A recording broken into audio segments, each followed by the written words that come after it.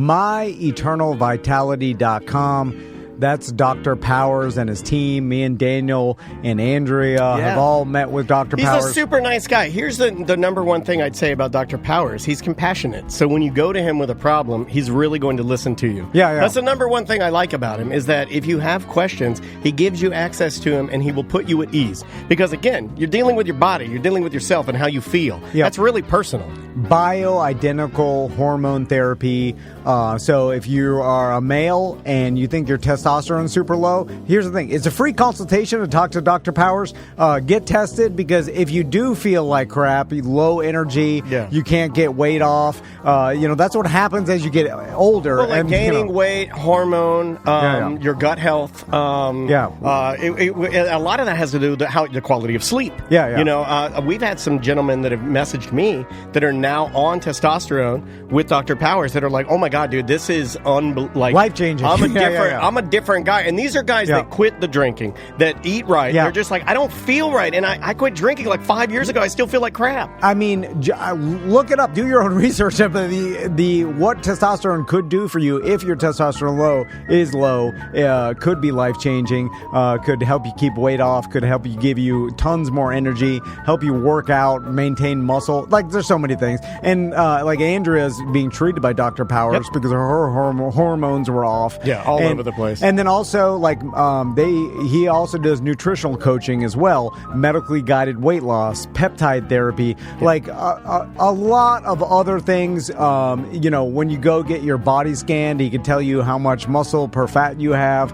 That way you could track your results as you, but go and talk him. to him, because I think more than anything, the most intimidating part of this is not having a person that you trust, or having somebody that can answer those questions that are maybe you're scared or concerned about. So he's a great guy, and his bedside manner is phenomenal. And on his website there's a survey you can take right there, and then kind of give you an idea of maybe Dr. Powers can help you out. And like I said, it's a free consultation, so it's easy to talk to him.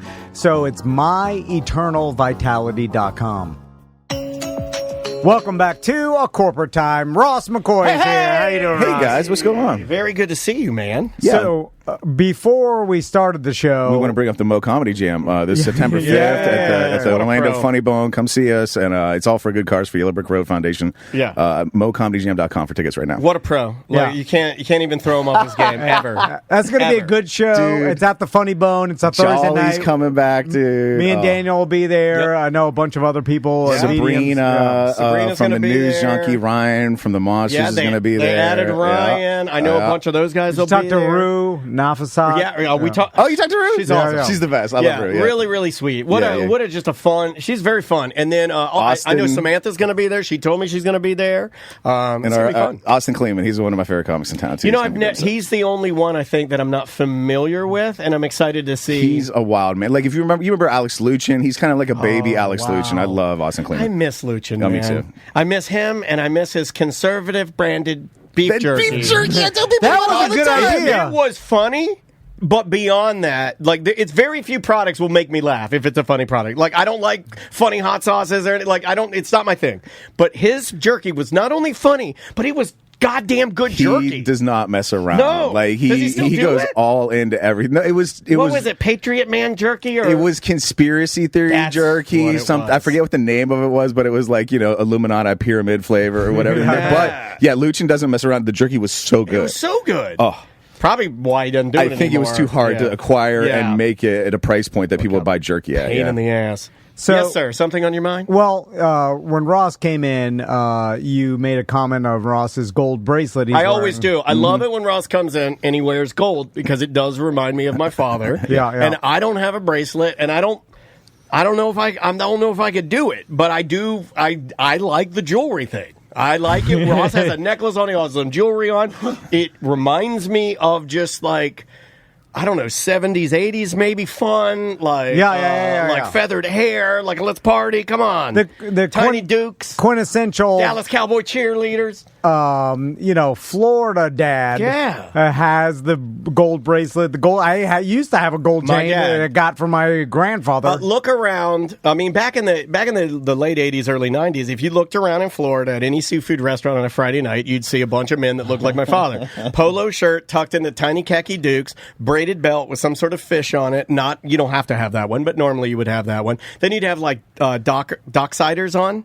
Boat shoes. Yeah. And then my dad would have on a necklace that matched his bracelet, and he'd have on his Rolex. Yeah. It was like a Ric Flair seafood Friday night. And you have boat shoes on, but you haven't been on a boat in a long time. No. It's been years. No. Yeah, they've never, those shoes have never actually touched a boat. Yeah, no, they've only touched the wood floors of a terrible seafood restaurant. Yeah, and it would be super embarrassing if you walk in and a guy's wearing the same Guy Harvey t-shirt. Yes. You guys both got the sailfish on. Super embarrassing. This was pre-Columbia, y'all. Like, I know that a lot of you guys, your go-to is for your granddad and your dad is to swing by Dick's or swing by Bass Pro Shop and pick up whatever Columbia fishing shirt is on sale because you have no forethought and you're a horrible gift buyer. But this was polos only. Like there was no such thing as those this is an SPF 70 shirt that protects me from the sun. That wasn't a thing. My dad was leathery. His arms. He never wore sunscreen. My dad almost looked like Native American or Indian. He was so dark. If you need that shirt with the big break in the middle of the back to let your sweat out, maybe just stay home. That's called like the Luke Combs. Yeah, if you have the Luke Combs shirt, sorry, those weren't around. Plus, I don't see Luke Combs wear a bracelet, but I'm going to have to look into that. So I had that gold chain, and then I stopped wearing it. Partly because I felt everybody made fun of me. I never tease you about your gold chain. Other people made fun of me. Who? Mr. T. He was like, "Look how little gold you have around your neck. Hey, sucker, that's a tiny bit of gold. You need more gold." Former head coach of the Washington Redskins, that was called the Redskins. Right. Jay Gruden made fun of me. Right, because I wore it to football practice. He's like, take off that F-word for his chain. That's what he said. Was there one aspect of your life that Jay Gruden did not make fun of? No, Jay was pretty mean. Mean guy. Yeah, it was locker room talk. Anyway, and when I stopped wearing it, then I took this is funny. This reminds me, I bought a cameo from Jay Gruden. John Gruden. Yeah. Sorry, from John Gruden. And I asked him to comment on the size of my black friend's lips. I was like, how are my black friend's lips? Can you comment on this in a cameo for his birthday?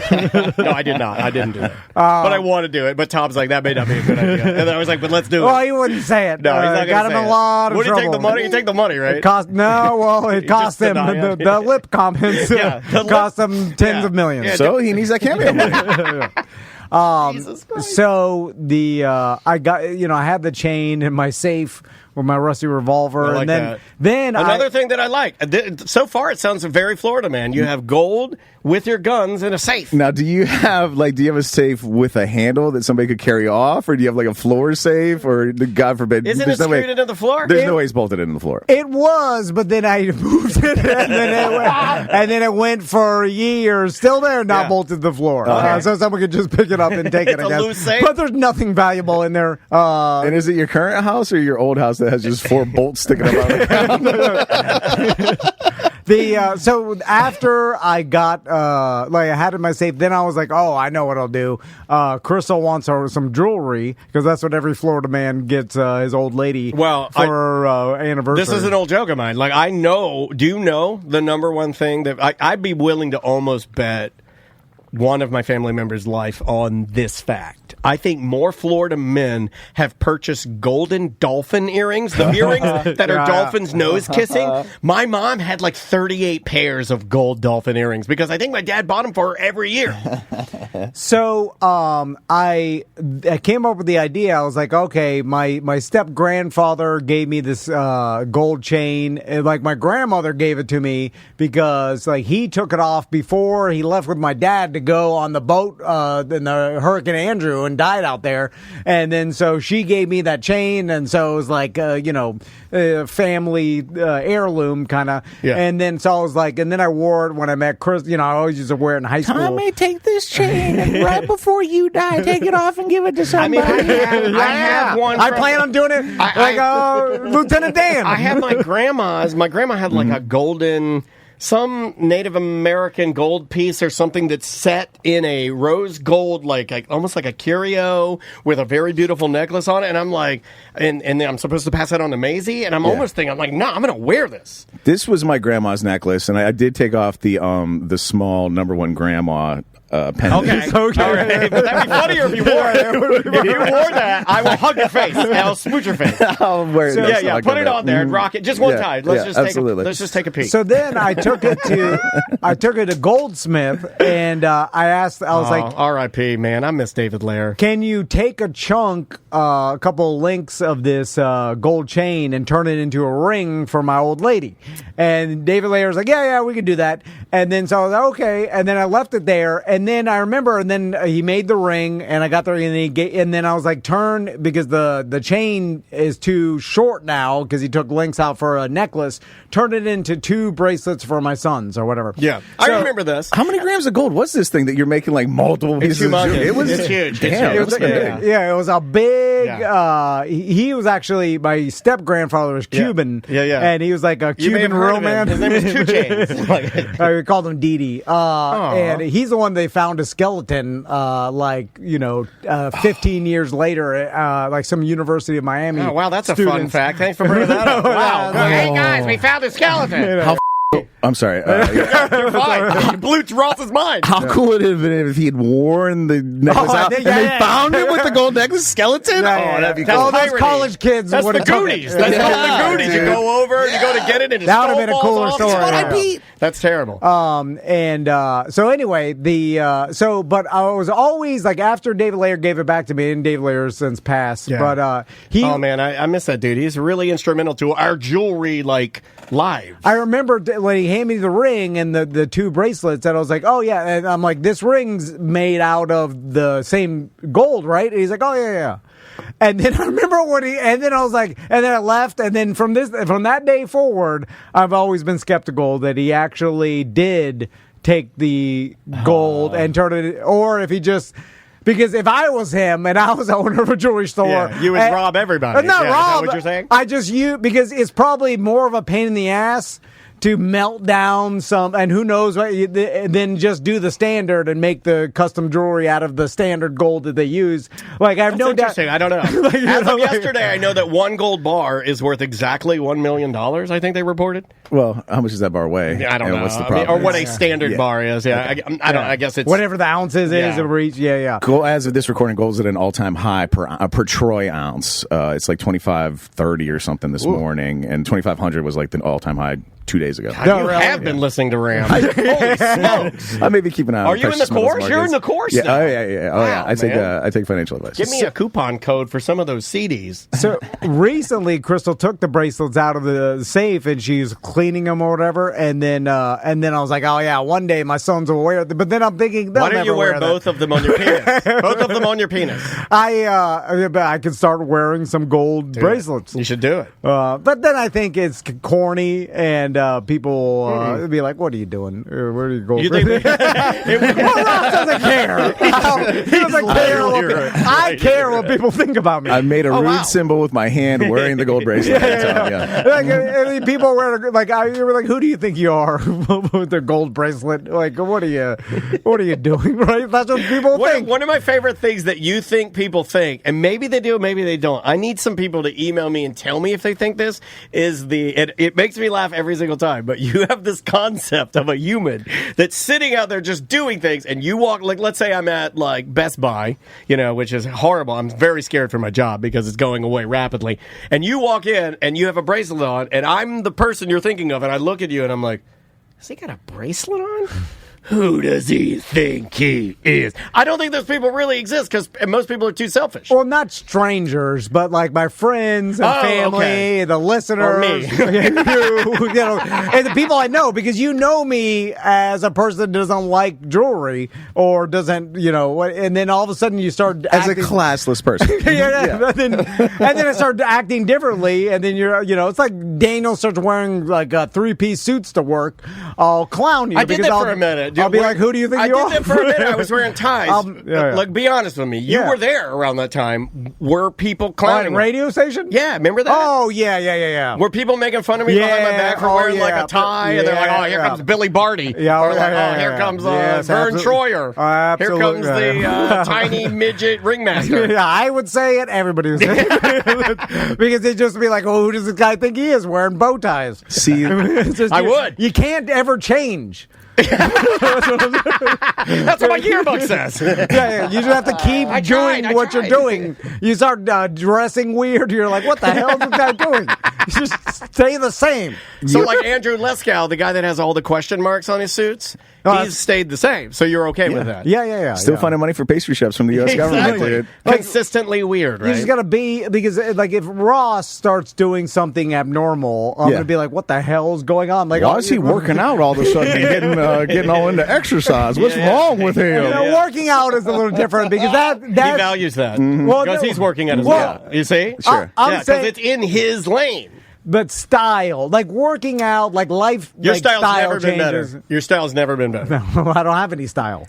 That's not true, dude. Damn, you can't even take a compliment. We're the same You used garbage. to dress like a potato. And now he's wearing Costco pants and a company shirt. Now he wears like, it's better than it's ever been. It's literally better than it's ever been. Well, it's a bare minimum. Yeah, let's I'm 43. Let's look at where he set the bar. His first job, he wore an unwashed costume to work. Yeah. I wore long Adidas shorts. Like basketball and shorts? ones. Oh, man. Yeah. And then like I would dress like a slob. Let's talk about that for a second. I have a hard time wearing long, because I have long and ones at the house. Yeah. And sometimes I put them on as a 48-year-old man, and I'll be like, you can't wear this. You can't sit around your house in and ones. Who do you think you are, Daddy Longneck? Like, that's how I feel. I feel like all old men at some point, you have to just sit in your chair wearing like pants and a nice shirt, and you can't dress down. You can't. Well, Adam Sandler does, like when you see Adam Sandler in tabloids or like TMZ, whatever. He's wearing the cargo shorts, dude. Well, also he wears the long and ones, like down to his ankle and basketball. But he's always worn those. Yes, but it does look. Don't change. You're right. I guess you're right. Like he's always done it. But it does look ridiculous. We're just talking it out here, man. Right. I don't know where I land on this, but going on what you're saying. Like, he has his first, I guess, comedy special in like 6 years or something that's coming out on Netflix very, very soon. Yeah, Netflix is coming off that money for the big guys, yeah. God damn. And when I look at him, though, now, I'm like, whoa, you're old. Yeah. And that's what I do with myself. Also, by the way, those Adam Sandler CDs do not hold up. Like, I don't know if you've listened. Me and my kid went to like a thrift store to pick him up a couch or something, and I was just flipping through. I was like, oh my God, they have Adam Sandler CDs, and we popped one in on the way home, and like Fatty McGee is not funny at all. Everything. Oh, Fatty McGee. I remember that, yeah. The only one that held up, in my personal opinion, my kid also did not like it, was Toll Booth Willie. I like the Toll Booth Willie sketch still. That one. What about They're All Gonna Laugh at You? $1.25, please. Welcome to Worcester. I think that was a different CD, but like this whole CD we listened to, like all the stuff that made me crack up in the back of the soccer bus in 9th grade, none of it holds up. Well, 30 years ago. It's weird how that happens. Yeah. It's not the same. It was funny then, and it had its time. I'm going to say something's going to hurt. It's going to hurt some feelings. I've never laughed at the Hanukkah song. Yeah, no, I mean, that wasn't that. I mean, it was more commercialized and more like mainstream. But I have heard that. What is his animated feature? Oh, 8 days, 8 crazy nights. Yeah, and I've heard that's awesome. I've never seen it. I've heard it's awesome. I remember it being pretty garbage, but I will speak up for Lunch Ladyland. I remember me and my friends almost dying the first time we saw Lunch Ladyland on SNL. Like, that was the funniest thing that ever happened. Yeah, extra sloppy. Sloppy Joe. Slop. Yeah, I remember that. And I still Three old men reminisce. I cannot hear the word superimpose without hearing Adam Sandler say it as a goat in my head. Do you remember the goat sketch? Yeah. Adam Sandler, did you watch his Rogan interview when he was talking about, like, I was telling Daniel about it. Should I watch it? What do you think? Did you just see cherry pick it a little bit? Snippets of it on TikTok or whatever, which is what does he think 1 times 1 adds up to?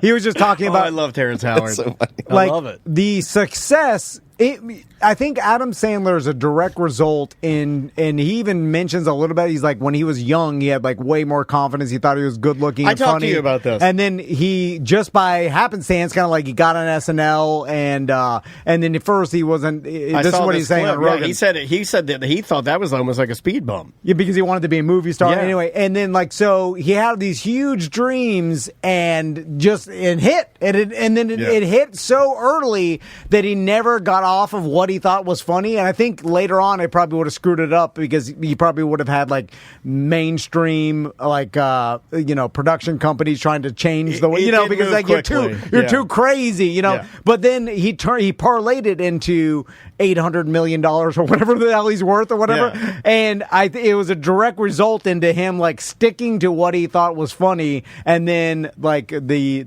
world also agreed at that time when it was a different time when basically there was a small handful of production companies that were the gatekeepers of everything, like TV and movies. But like he was doing some weird stuff. I always feel like like not having before anxiety, the internet, not questioning yourself, no imposter syndrome, not overthinking, not being totally prepared. Like these are all things that I think about that like he was mentioning, and like having confidence in your looks even if you're not good looking, just being like almost like it's almost like Fool's Errand style confidence where it's just running wild. It's like so beneficial. I feel like that anxiety or whatever, you're right, like would have just been friction for him and it would slowed him down. It wouldn't have happened. If he would have taken 10 years to hit it big, I think he wouldn't have had the same jokes or he would have never hit it big because people would have probably tried to beat what he instinctually thought was funny out of him. Because like, this is too weird. Was anybody else trying to do it? Because in the clip that I think you're referencing,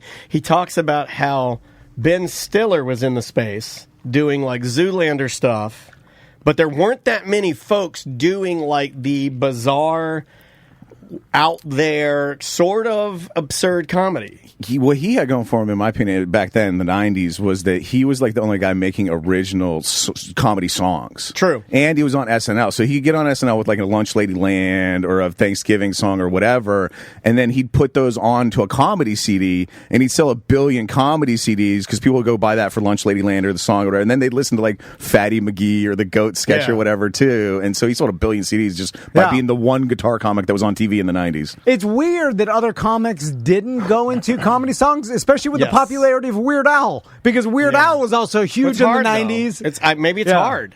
Yeah. It's hard to do well because the majority of your guitar song like comics will just come up with the exact same songs over and over again. There's a guy in Brevard, and I've said this guy's face, so I'm not talking behind his back. Oh, is this the disgruntled clown? No, I haven't met disgruntled clown guy yet, though. I'm very excited. I think his name's Sir Winston Pickles. I've never met him, but he's still doing it. He's been at it for like a year now, so if you put on that clown make a year consistently, you got to be at something. I've never met that guy. Now, there's another guy that does, remember Natalie Imbruglia's Torn? Yeah. He does like a comedy guitar version that is called Porn.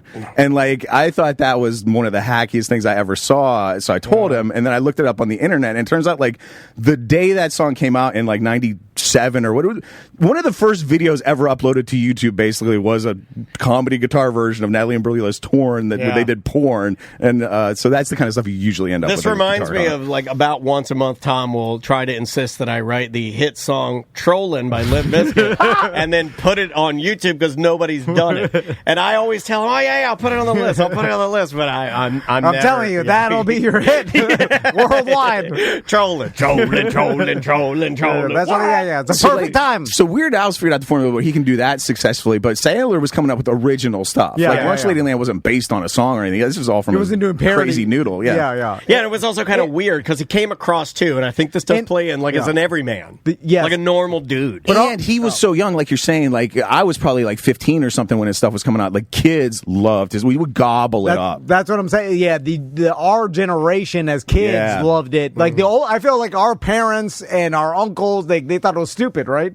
Like your dad probably thought, Sloppy Joe was a stupid song. He didn't think it was stupid, or didn't understand why it was wasn't funny. his humor. But he didn't like really knock on because he's a very funny guy. So like if it wasn't for him, he just he just let it go. Yeah. He hated my Dr. Dre CDs. I'll tell you that. And I was going to say though that was the two things that almost I think all of my friends had in common. You had two CDs. You would have CDs nuts. You would have Dr. Dre, The Chronic, and you would have Adam Sandler. Those two CDs were in everyone's CRX or everyone's Volvo when I was a kid. Or Jerky Boys, too. Doggy Style. I feel like everybody had a copy of Doggy Style. Yeah, my mom bought me Doggy Style for Christmas and put it in my stocking. And when I got it out, she's like, "What did you get?" I was like, "Oh, it's Doggy Style." And I don't think she had read that because it's in that graffiti. Yeah. Like it's in that, like that artist just died like last week. The guy that draws all of Snoop Dogg's album covers. Yeah. He's like a super well-known. He just died last week. Really? R.I.P. to that guy. Yeah, Snoop did this big thing about him and like how, how like instrumental he was like early on to the hand-drawn covers. What's the oldest recording of a prank phone call? Because I'm thinking of like that's a good question. Because ever since the telephone technology had been invented and then let's say it got popular enough where there's a lot of people that had it, there had to have been people messing around doing prank phone calls, and like Jerky Boys is the most famous we know of the 90s, but there had to have been someone doing it in the 70s and 80s too, right? We don't know as well. I remember Thomas Edison invented the phone, and the first thing he wanted to do was a prank call, but nobody else had one, so he couldn't. All right, I mean, there had to have been some other people doing it in the 60s. Do you think there were right? Were there prank telegraphs at one point? Like, what? Like, holy crap, there's a story. All right. Okay. This is from ChatGPT. Take it for what it's worth. Let's see how it goes. The oldest known prank call on record dates back to the early days of the telephone, specifically around 1884. The story goes that a young boy in New York City made a prank call to a local shopkeeper, asking if there was Prince Albert in a can. Yeah. When the shopkeeper replied that there was, the boy would say, "Well, you'd better let him out."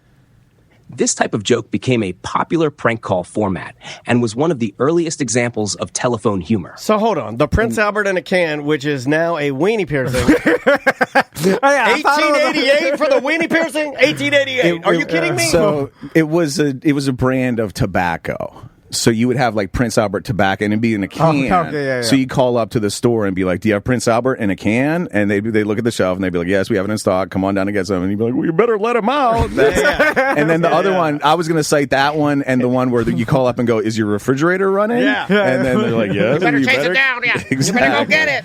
Yeah. I think the shopkeeper was like, "I'll kill you." He's like, "You're messing around in the greatest technology we've ever had." Well, that's like what we called it. We accidentally called the in Deland, me and Eric and my best friend Dave, we accidentally called the non-emergency police number or something, or maybe one of them did it as like a way to like F with the other one. Yeah. And we called and it was like Deland non-emergency line, and we're like, "Hey, is Aunt Jemima there?" Which slightly racist, I get it. And she was like, "No, but Mr. Pancake is, and he's coming to get you, like coming to arrest you." And I pooped my pants.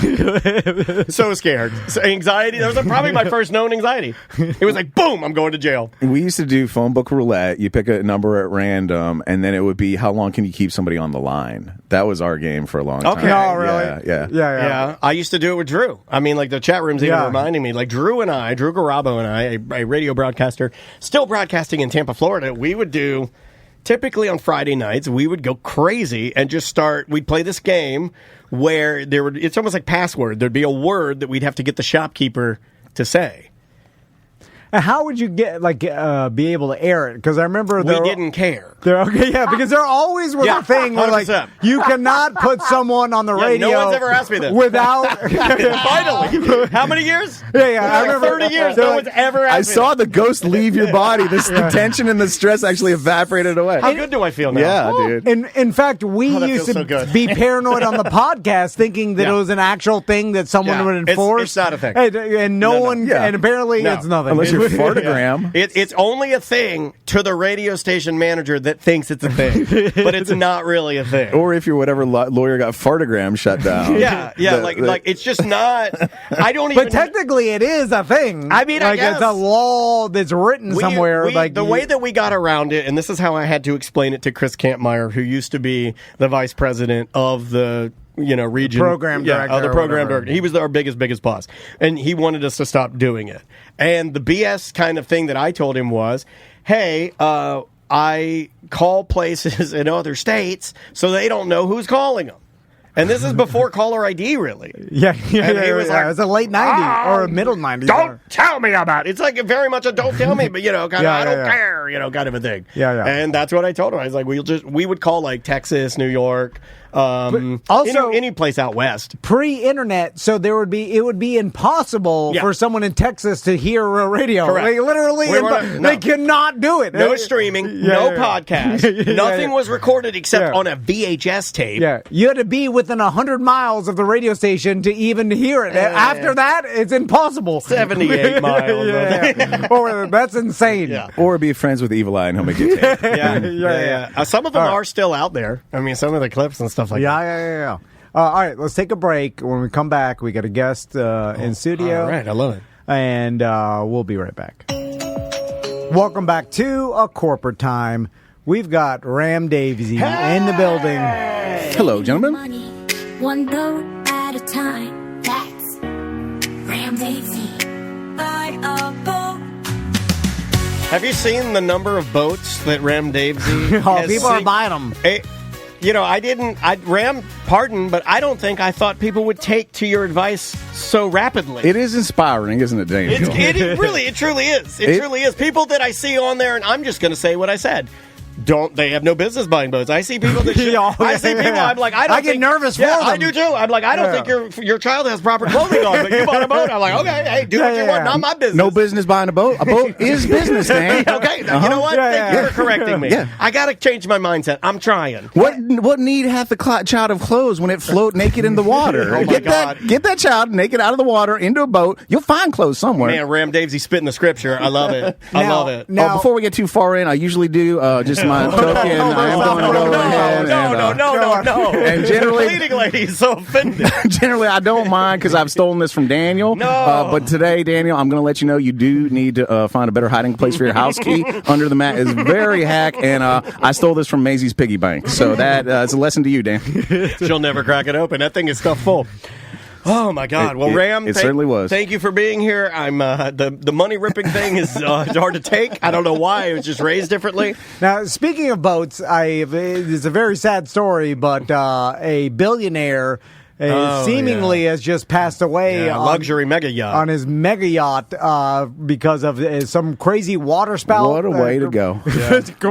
Or is it the way to go? I mean, like off the coast of Sicily. Yeah. I mean, it's terrifying. Yeah, it is terrifying. The Italian Coast Guard was asked, what about air pockets? And they were, let's not talk about that. Honestly, the quote was like, let's not talk about that. Like, there was like a very nice Italian way of saying there aren't any. That's not a thing that we, and plus, I don't even think we can get down there. But isn't it like 10 miles down or something? Like 150 It's 150 feet, but like because of weather, they have limited time to get down. It's like a window. It's a mess. Anyway, and what did they find down there at the bottom, Tom? Land. Just like I told you. Everywhere you go, there's land.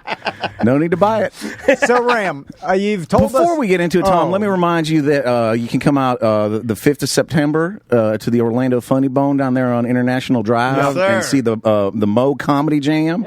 I'm not much one for laughing myself, but I understand that it is a good lineup, and it is for whatever reason for a very good cause for the Yellow Brick Road Foundation. I don't know if it was me, I'd make them babies buy their little cancer wagons, but I mean, you got to draw a line somewhere. This man Trey wants to grow up. This man Trey wants to give little sick babies a wagon. I guess that's his business. Go about it, have fun. Yellow Brick Road Foundation. I personally am inviting you out because there's a cause near and dear to my heart associated with this event as well. I have personally bought that Point Orlando parking garage. So if you can come out on the 5th and go to the Mo Comedy Jam. So much weed smoke pouring out of it. At the Orlando Funny Bone, you will be helping support Ram Daviesy Enterprises. I can't believe it's to me. I found out about this business and I could not believe it. Not only are these I take a piece of land, Tom, and guess what I do? I build more fake land on top of it. Yeah, tall land. And then usually people want to buy land. People are coming to me and renting this land for an unknown period of time, and then I get it back at the end. It's almost like these idiots are lining up to give me money. There's the ghost of 100 businesses in that parking garage. Oh my God. Yeah, the sadness in there. Yeah, remember the laser gun business or whatever Hard that Knocks. one was? It was called Hard Knocks. Like there were some Adobe Gias in there.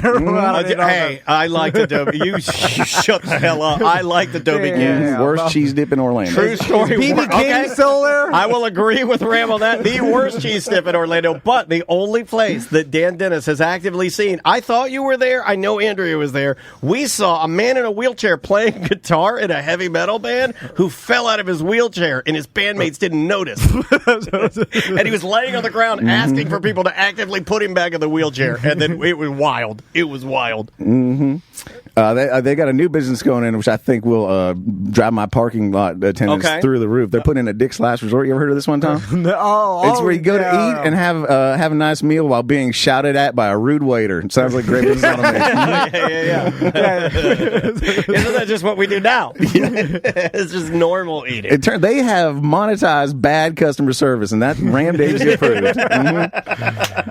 So, Ram, you've given us a lot of financial advice over the past few months. I'm surprised you are not studded with golden diamonds right this second, Tom. As much wisdom as I've given you. He sodded our BDM page with, dare I say, at least 50 boats. I know. Tons of boats, man. Big boats, small boats, pontoon boats, speed boats, bass boats. And that's not even counting all the trucks you need to take them boats around and the motorcycles you need to get back and forth from that lake. Mm-hmm. Like just a quick question, jet ski? Jet ski is a motorcycle of the water. Okay. We've discussed this. Okay, yeah, it's perfectly. If you got to get to the other side of the lake, you don't want to take your boat out. Yeah, jet ski, perfectly. Just want to double check. Mm-hmm. I also like it when you tow your boat with like a minivan or like a small tiny Civic. sedan. Yeah. Whereas like your tires like are a civilian car peeling out trying to get the boat out. Yeah, I like that a lot. I mean, in DeLand, you would have at least out of every 10, 3 Crown Vics. Yeah. Does that count? Yeah. You wanted the boat so bad you weren't concerned with how to get it anywhere. And these Crown Vics were ex-Volusia County sheriffs. Yeah. You know what I mean? Like it still had had the spotlight on it. So I mean, I think it's pretty cool. Ram Dave's highly recommends police auction items. Oh, okay. Yeah. Oh yeah. I didn't know that. I've got a number of dented flashlights. So, Ram, you got any piece of advice for us today? Mm-hmm. Tom, you got to make money to make money. That's what my grandpa always said. All right. I like that. And I told you about the goats and the sheep. Get raising them on some vacant land around you. That's going gangbusters for me. I've actually expanded that business outwards. Now, if I find a likely looking spot that is still being mowed by human beings, I represent myself as the landowner and tell them they're fired. And then I install my sheep on the business. All right. So you fire whoever you see mowing the grass, and then that's when they stop showing up. That grass could be going in my sheep's mouth, making me a little bit of gold. You're fired, sir. And then that saves you money too by getting rid of the worker, right? And you can actually expand this business outwards when these companies start going out of business. You acquire their lawnmowers, sell them on the free market. It's a win-win-win-win-win for Ram. A win-win-win-win-win. That's 5 wins.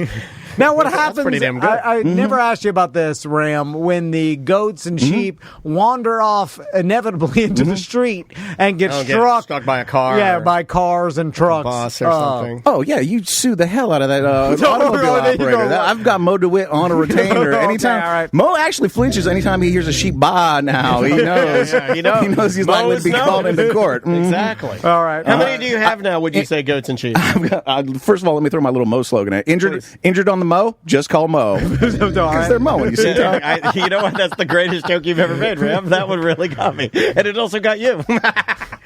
Now, what happens when the sheep and goats age out and they just stop eating? Tom, I got news for you. The end result of these sheep and goats, at the end of the day, no matter what, is a gyro. They are being turned. It doesn't matter. If that sheep goes to Harvard and gets a law degree, it's getting turned into a gyro. Gets hit by a car, being turned into a gyro. Gotcha. There is very little upward mobility for these sheep and goats. So you eventually just sell them for meat at the end of the day. If you've had a gyro in the Central Florida area in the last 3 or 4 months since I've been coming on your show, Tom, you have eaten some Ram Daisy product. Okay, all right. And so I imagine they eat a lot of cigarettes and trash. Do they like what? Yeah, what is your take on them eating things that are other than grass? I wish I had time to go through these lawns personally and make sure my sheep and goats were eating nothing but high quality fodder before they got turned into your gyros out there. But yeah, they are eating whatever's on the ground. Mm-hmm.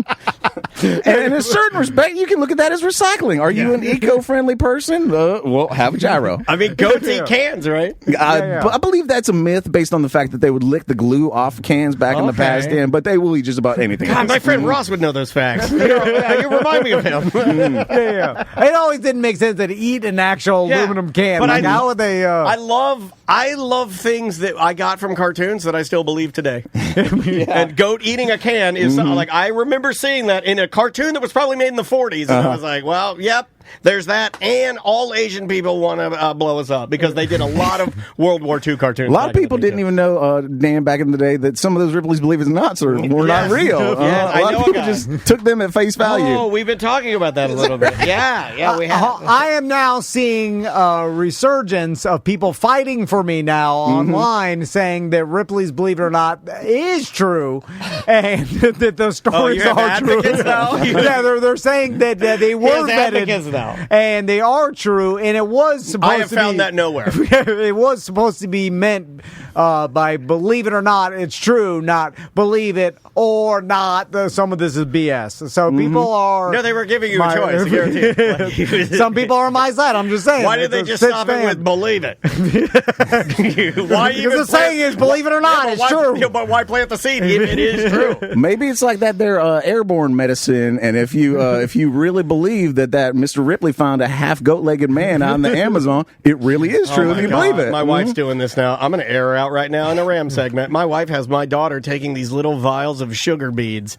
And she's like, oh, yeah, you take that and you won't get sick. I'm like, get out of here. Man, what is that? Oh, sugar mumbo beads? Jumbo. It's mumbo piled with jumbo. Oh, yeah. It's jumbo mumbo. I have to hold my tongue because I have some... Yeah, I'm triggered when you say that now. Well, I'm in fact, over Labor Day weekend, I've got some of my Spanish friends, and they're coming over, and they believe in all the mumbo jumbo. Sugar beads. The socks with the garlic and the whole thing. Like, socks with garlic. Yeah. They're all about socks with garlic and other things and food items in the socks, and they're putting all this Vicks and all the stuff. We do Vicks. We do Vicks and sugar beads. Yeah. This and stuff, and then they tell me, they're like, it works, and I'm like, I promise you it doesn't. It's like, I don't know how to explain. How do you keep yourself fit, Ram? Like, how does a wealthy man such as yourself, like, what's your regimen? Well, real quick before we get into that, Dan, if you are in the market for some sugar beads or garlic socks, both of them can be catered to you by one of my industries, Placebo Inc.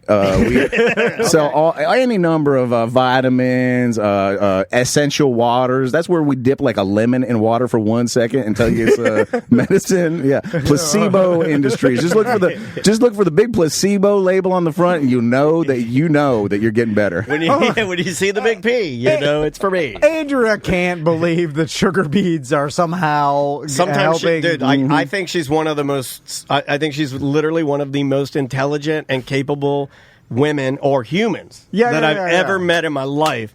And man, I find these little vials in the trash. I'm like, what is that? What is that? What is this? What is it? And did you confront her? Oh yeah. I'm like, and then she'll be like, and she'll bring them to me. Like right now, I'm losing my voice a little bit, but that's because we're hardworking men, and we're flapping our gums a lot in here. We're doing, digging in the comedy mine. And my wife's like, take these sugar beads. It's a little. It looks like a little. Like an OB tampon? It looks like a little OB tampon or a little vial, and then there's a tiny little cap on it. It looks very sinister, too. Okay. It's like a little white, looks very legit, like it's real medicine. And then and Maisie's all ate up with it. She's already in it. She's in the cold. Well, you can indoctrinate kids. I got to get her out of it. Like, turns out you can give kids just about any form of sugar and they'll eat it. Yeah. Sugar beet. And then she's not in there. And then you take off the top, and it makes like a little pop noise, and inside of it looks like those granules that you would find inside one of those packets that they put inside beef jerky to keep it moist. There's little, sugar in the raw. When you go to like a restaurant, they have sugar in the raw, and you're like, I hate sugar in the raw because it sucks. It looks like sugar in the raw. And it's these little beads, and Andrew's like, "Oh, you gotta take them." And I'm like, "What do they do?" And she's like, "It will make you not get sick." And I'm like, "How? How does it do that?" And she's like, like she's oh yeah, mad. They do that. Yeah, they get mad. And I'm like, "I just want to know." And she's like, "Take them." I'm like, "I'm not taking it unless you tell me what it does." And they're always like, "It works. Trust me." Like, Dan, I can assure you that the sugar beads from Placebo Industries, the sugar beads meet 100% of your daily required bead nutrients. Every bit of bead you need in the day. It's 100% bead. Yeah, it's the bead vitamin. It's good. Yeah, I wish he would pop in there, but I don't know what the hell it is, dude. I have no idea what these little vials are. And some other mom got her on it, right? And I know that. I was like, "Where'd you get that?" She's like, "Oh, such and so gave it to me." And I'm like, "Oh my God, it's infecting my family." Yeah. It's a sickness, man. I got to get it out. And to answer your question real quick, Dan, in terms of physical fitness, I get most of the physical fitness I need in my day moving my bed 1 foot over every night. And as you recall, my bed is made out of gold bars, so that is a laborious chore. It is a laborious chore, and it does get my cardio in for the day. Mm-hmm. Oh, here's Christine. Thank you, Christine. She put it in the chat room for me to read to you guys. Trusted for nearly 80 years, not by me. Oscillococcinum continues to be a convenient and reliable first choice for relief of flu-like symptoms. It has been shown in clinical studies to help reduce both the duration and severity of flu-like symptoms such as body aches, headache, fever, chills, and fatigue. And a lot of people in there, including Frog and Molly, Christine, a couple others, are like, it totally works. And I can assure you that Placebo Industries sugar beads contains none of that garbage. It is 100% sugar-coated beads. Placebo Industries. But how would I know if it works? Yeah. Because what we're trying to measure is just like the length of time that a virus takes to get out of me or whatever, which has always varied. Yeah. The good things about placebos is that they don't work. So if you decide they work, they've worked exactly as much as they were ever going to do. So something interesting. Christine says, she continues, this medication contains trace amounts of duck liver and heart and is known to be a good immune booster. Christine, I don't want to ruin your day here. No, she didn't say she was all in on it. She's just giving us the info. Or anybody that says it worked. But Ram is right. The placebo. You should go after Andrea. You already called her a liar on Friday. She was in here. No, I just said telling a story. And he's like, you liar. No, I just said, are you sure about that? Which is essentially calling someone a liar. It's a nicer way of doing it. And see, it's a good example, Tom, of like reaching out, doing new things. For example, I did not know there was a market for ducks at all. I go past Palm with 100 ducks in it every day. Start cashing in them ducks. Christine says, I don't take this. I just looked up, quote, what it does. I don't believe in it either, dude. But sometimes I pick my battles. And now that I know there's a market for the heart and the liver, I bet there's a market for the feather, and I'll be gall darned if I don't sell some duck bones by the end of the week. I bet I sell some duck bones for a pretty penny. And the logic behind when they present to me, but it works, so why not take it? If it works for me, why not? What's wrong? Why are you so mad? Like they come at me about it. Yeah. And then that argument is just pretend to take it. Just pretend to take it. I'm sorry, Tom. What did you say? I was on my phone. I found a guy in China who will buy as many webbed feet as I can sell him. Doesn't matter. Frogs, ducks, geese. A bag of feet. Yeah, just webbed feet. This man is nuts for them. And to that, there are actually videos of that on YouTube of people just buying bags of feet on like Thailand streets. My retort is yes, but it's not doing anything. It's your brain that is. Just give up. You gotta give up. But I'm like, so doesn't it bother you that it's not doing anything? That it's your own brain convincing you that it is doing something? It's just placebo. They believe it's doing something. Yeah, but it's them. It's your brain. It's not actually the sugar beads. Doesn't that bother you? And I believe in beads. I don't believe in brains. I'm like, how does it not bother you? I'm like you, Tom. I feel sorry for these people who have these brains that tell them they're walking around doing good things instead of that brain like you have that just tells you that you hate everything you do. Yeah, that's true. I know. These poor He's people. He's already queuing up the hate before you even tell him what it is. These poor people. You can feel it. How do you not hate it? Anyway, Ram, always a pleasure, man. Before we leave, any parting words of advice? Thanks for having me in, guys. If you're one of my scientists in my employ, we're going to start looking into brain transplants. That's going to be a new thing we're going to be looking into. And come see us at the Funny Bone on November 5th. I will not be at the comedy show, but I will be in the parking garage. If you forget to validate, I will be there to take your money. I will not validate. I will take full price. Thank you. Okay. All right. There you go. Ram Davesy, everybody. Ram Davesy. We will see you tomorrow. Welcome to A Corporate Time with Tom and Dan. I'm Tom. I am Dan. We are live on Twitch and YouTube, and you can join us every morning. We broadcast from right around 10:30, 11 o'clock until 3, and just search at Tom and Dan Live on YouTube, at Tom and Dan Live on Twitch, and you can watch the video component of what we do. Yeah, you could also just listen to the audio only on both platforms. And it's all live. Like, you could be riding down the road just listening to us live, just like a radio station. No need for radio stations. You don't need them anymore. Well, except for when you're listening live, you also hear when we go on breaks, and then you hear the behind the scenes farting and burping. Yeah. So a lot of times with the me door open. sitting silently. That's okay. I'm not going to villainize you for doing that, dude. Everybody's got a different style. I would argue, as a chirper, that sitting silently is less embarrassing than chirping your balls off like I do. I can't sit still. I'm talking like a monkey. Well, that's better when you're broadcasting something instead of just sitting here but doing nothing. Well, you weren't broadcasting. You were doing work. Yeah, well, I'm just saying, no, when you leave the room, I'll just sit here silently. That's we're live on Twitch. Yeah, that is a problem. But people do like to see that. But if you'd like to see Tom sit silently, hey, at Tom and Dan Live. So I heard you working on a new Weird Job song this morning. I mean, this one you kind of have to do, I feel like, because it's the biggest news story in the entertainment world.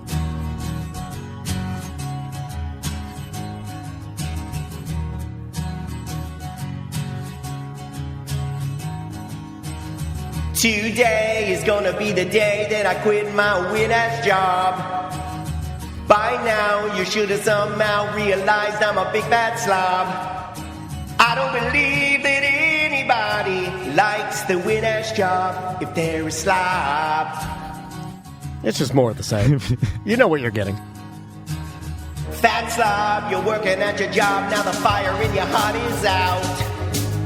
You'd like to try another job, but the skills that you have, you doubt. I don't believe that anybody likes the weird-ass job if they're a slob. And all the jobs we work are made for fat slobs. And all the slobs that work them hate their weird jobs. There are many jobs that I would like to try and work, but I don't know how. Because maybe I'll see you on a Weird Job Wednesday. What is your job? You're my big fat slob. All right. Some Oasis. Oh.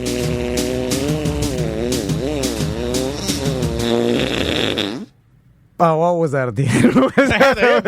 You know they do that drum break, doom, doom, and he goes back, bay, and then he comes back in, and he's like blah blah blah blah blah blah blah blah. They do that little drum thing. It's their way as being unfunky Brits of being. Oh, hold on a second, we have a little junk in the chunk.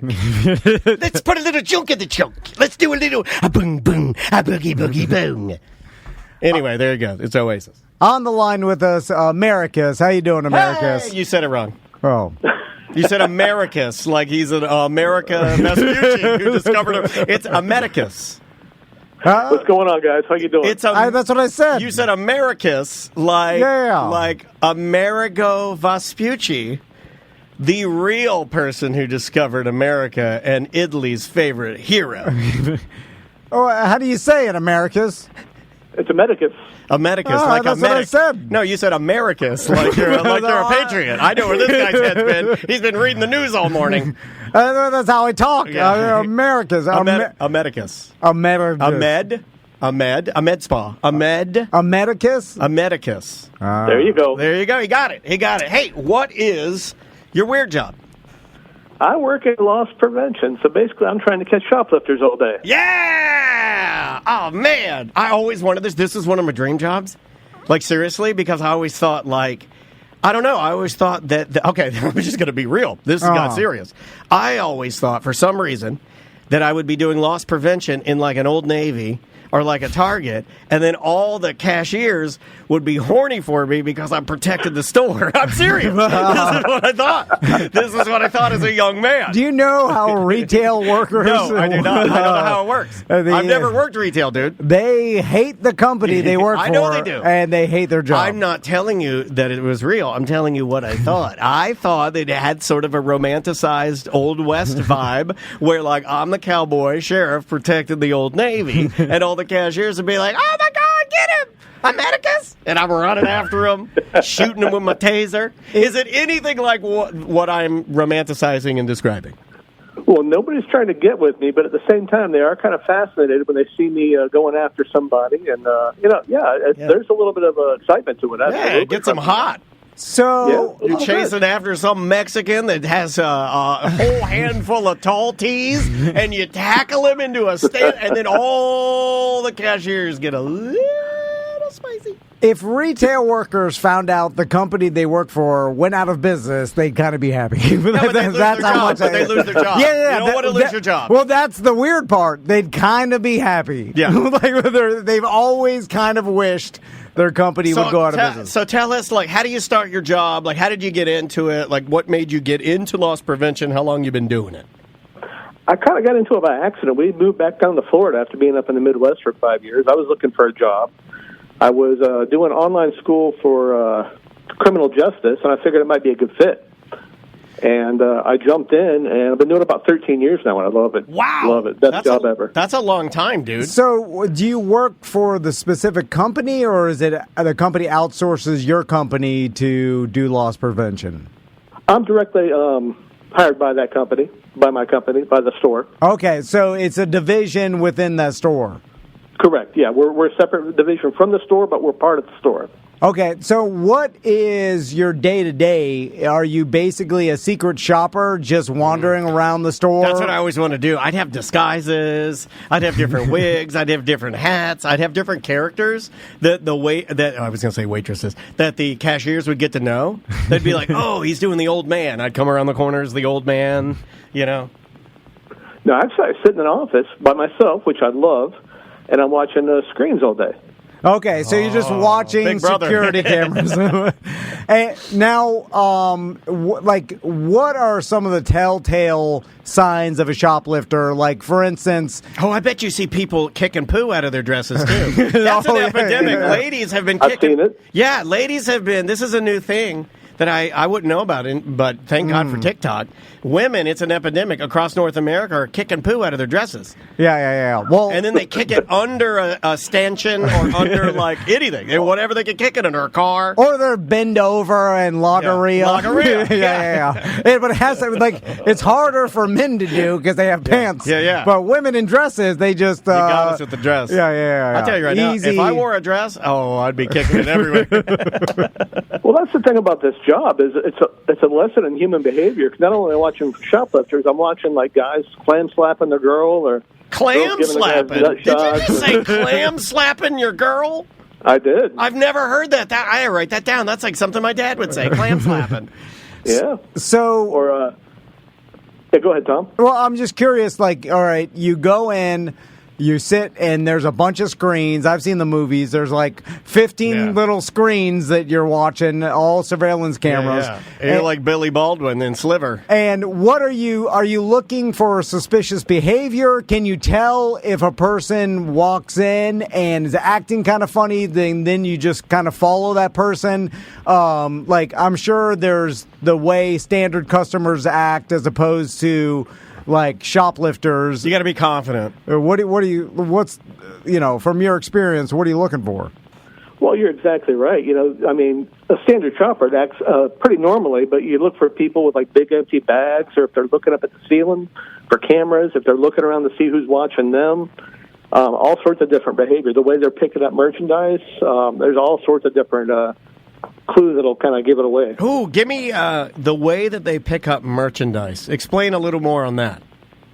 If you see somebody grabbing merchandise without looking at prices or sizes, or if you see them grab multiples of the same thing, it's a very good possibility they're about to steal it. Interesting.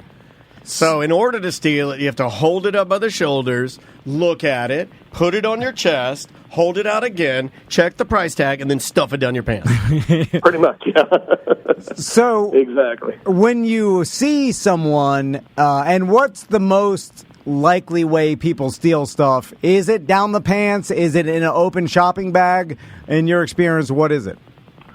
That's the crazy thing. Every time I've figured out every way there is to steal, I see something new. A lot of it's like the big open bags or the backpacks, duffel bags, things like that. We've had people come into our store, open up a suitcase from our store, and then load it full of merchandise. Oh, that's smart. Oh, that I've seen that with the that's called buying the Home Depot trash can with the drill bits on the bottom with the two. They're not buying the suitcase; they'll just wheel everything out the door.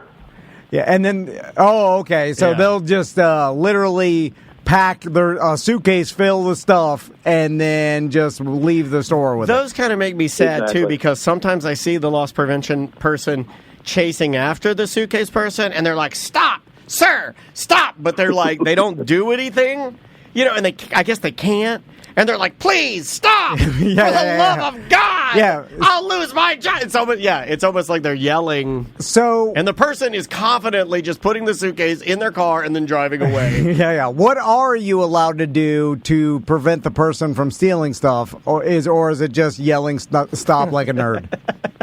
Most of the time, most companies don't allow you to touch them. I did work with one company once where I was allowed to grab hold of the subject. What? Yeah. I ended up going to the ground and running my hands across the pavement. Got real bad nerve damage in my hands.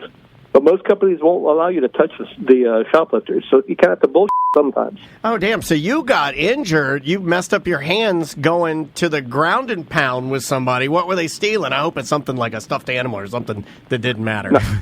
Nike slides. Oh, they're good, though. They are. They're good for recovery, those Nike slides. They feel good on my toes. I also know who stole them. And if you're playing the stereotype game... I made America's laugh.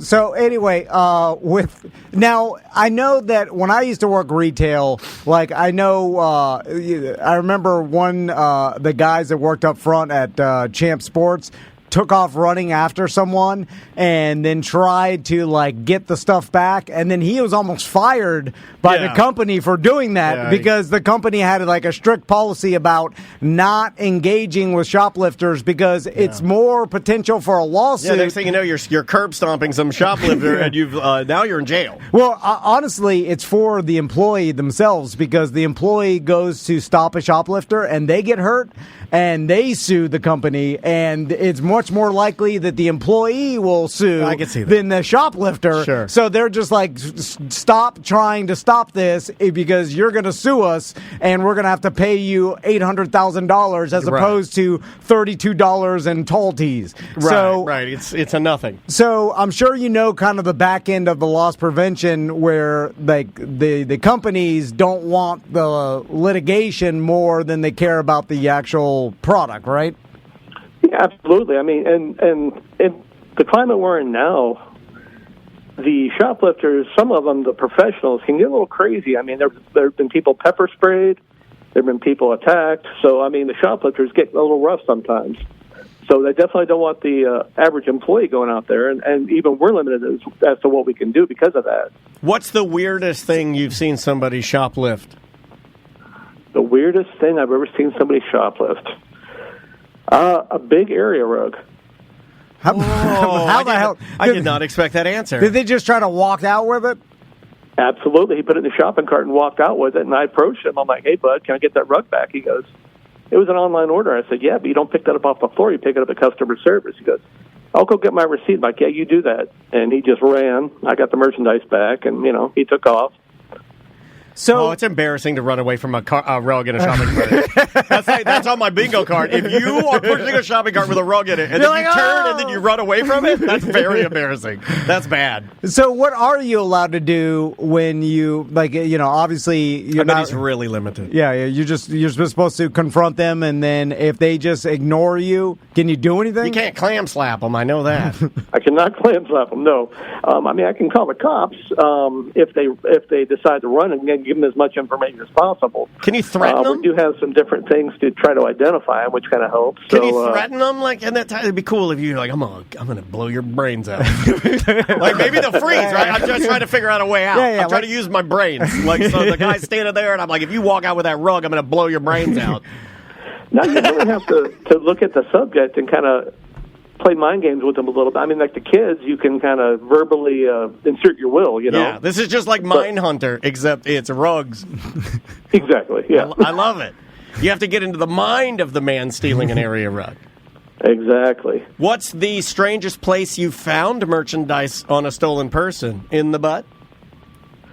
I've seen some down the front of the pants, absolutely. Now, Americus, I don't know if this happens in real life, but I see these videos about loss prevention. Yeah. You know what? When I set this up, I was wondering who would take it, and that's why we're in business. And there's a lot of them. I mean, there's a surprising amount. It's almost like a series. And sometimes there's mother-daughter, and then the mother is fine with it. It's crazy. But anyway, I'm gonna go out on a limb right now and tell you that if I were in loss prevention, if a mother came in and showed the depth of love that she would go for her daughter, I applaud that. That person is a patriot, true blood. But then the security guy still involves the daughter, so it's like the mom is not even doing it. She's there. And then it's also like, what's the mom doing? I thought the mom was there to like, I'll take it, so my daughter doesn't have to do it. But the daughter's like, no, I'll help. Anyway, so do you think that if you went rogue, Americus, that somehow you could pull what I see in the videos off? The mom-daughter. Probably not. I mean, I work for a pretty decent-sized company, so there's a lot of safeguards in place to prevent that. Victoria's Secrets is a big company. And normally it's that, right? Isn't it normally like lingerie? They're like, what's this? What's this? So, how many people, I mean, is it a daily occurrence where you're catching someone? Or this is where it gets sad. Or is it a couple times a week? Or what's the rate here? There could be a slow week and where I don't get anybody, and there could be a week where I catch 10 people. In 2022, I caught 228 people. That's a lot. God. And and then, like, have you ever... Repeat offenders, how about that? Oh, absolutely. You get we kind of coordinate with other stores in the area, and we know a lot of the same people. Yeah, you see that a lot on, like, the cop shows.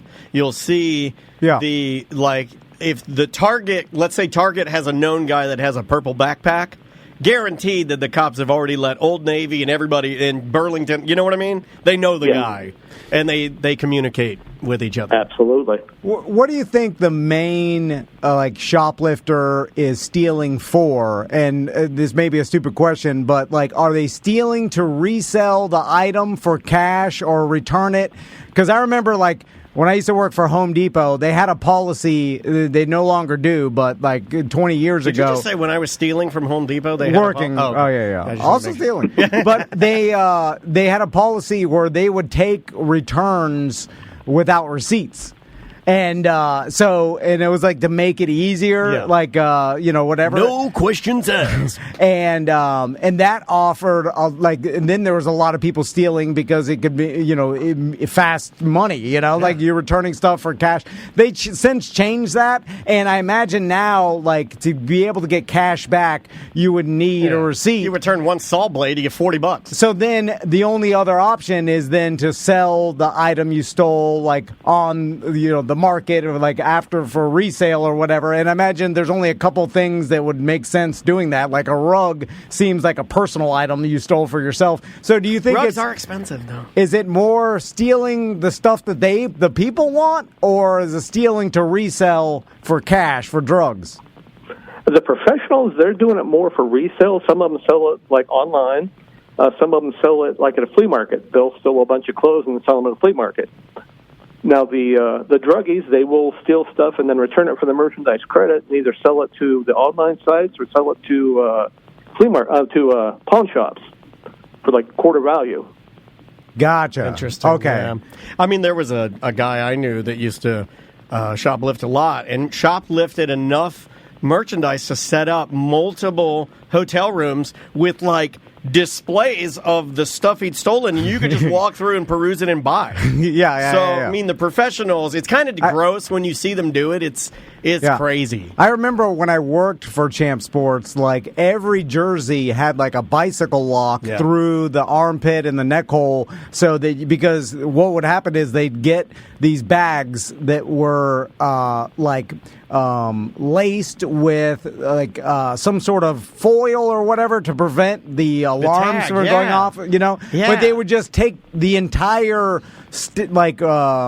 hanger rack of jerseys or whatever and just put it in their bag, like 30 at a time, whatever, and just walk right out. And they just go to place and hit them. And then sometimes the employees would see them, but you can't do anything. So they just kind of let them walk away with it. But then they started locking stuff up because of that.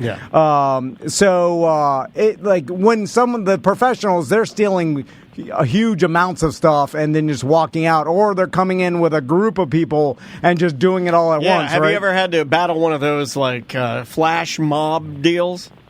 I haven't seen that happen. No, I've dealt with like 5 people at a time, but I've never dealt with a huge group. No. Mostly men or mostly women? It's kind of a mix, to tell you the truth. There's no one set. No age group, no gender, no race. It's quite a mix. If you steal and you're a man, you're no man. Write that down. Do you? Would it be a better prevention making the cameras like more visible, make them bigger, or like on every, because cameras, make them like the cameras of the camera head guys in Skibbity Toilet. Make them humongous cameras. Because now security cameras seem cheap, right? Like all video cameras are cheap, and then you could probably put one on every aisle and make it well known to everybody that they're being surveilled. Well, then the shelves are just robots. Right. Is there any move to that? Like, I'm sure that companies are trying to, eliminate the human aspect of all this and just make it, just for cost's sake, and make it, totally automated. Right. Well, I can tell you that, the particular store that I work at, we have cameras everywhere, and they are pretty visible. So it's no question that we have them. And there's not very many blind spots that I have that I can't see, out in the open sales floor. But you would think that would stop. But sometimes when I'm in a store, like, I know that you could see the camera, a little, black dome on the thing. You just don't believe it's a real camera? No, not even that. But it is kind of few. And, if there were big signs and, I guess, maybe your average customer. The atmosphere, too. Yeah, your average customer doesn't want to see that. And then some people say that. There are people that are way more observant and picky than you that'll be like, man, I don't want to shop here. This place is like shopping in a prison. Yeah. And that you want it to be a pleasure. That's why shopping is a pleasure. Publix, it is a fine line, I guess. When I used to work for Home Depot, every year they do their audit, and I remember that they would be happy if they had under $1 million of loss that year or whatever. And then I was like, oh my God, $1 million as a young man, that will rattle you of product that is lost. You're calculating that in, and that is good. And then so there's so much that is either stolen or lost or damaged or whatever. So in the average store, what's considered a good amount of theft that you would be congratulated on if you hit this threshold? Well, actually, we just had our inventory, and we were about 68,000 under what our goal was. Oh, you're doing good. But, yeah. But there's still a ton of theft that still gets by you, and probably hundreds of thousands of dollars a year, right? Oh, absolutely. I'm not here every day, and for everything I see, there's probably 3 things that go out, because there are people that are really good at doing it, and unfortunately, just the way it is. Well, so here, I'll phrase this question this way. Can you make more money being you for 13 years, or can I make more money stealing stuff from places? What? Who can make more money as a salary? The guy stealing from you, or you working for the company? How do you I would guess the person stealing, if they're really good at what they do, and they can avoid jail. So let me ask you a final question. If I wanted to shoplift, give me the best possible chance of not getting caught. Because it's like asking a prison guard how to escape prison. You know what I'm saying? Like, what do you give us some shoplifting tips? Well, the thing that I've seen the most is people not coming in with their bags, like big bags, evident. They'll have it like tucked in, like a big reusable shopping bag under their clothes. Yeah. And they'll pop that out later on. And by the time that they're walking out the door, you don't even see them until they're all the way out the door. I've seen that a couple times. Okay, so don't bring the empty bag through the front door, because that's a sign that, what does this guy do bringing a bag into the store? Right. Exactly. All right. What if you carried the bag, you, Tom, and I'm in the bag? Oh, God. Yeah. Follow me here. Ocean's 11. Yeah, so you walk in, and then he's looking at the cameras, and you walk in with the bag. We're gonna throw Americus for a loop. Yeah. You walk in, and he says, "Excuse me." He comes up to me. He's like, "Excuse me, sir." And then I unzip the bag, and I'm like, "What the hell are you looking at?"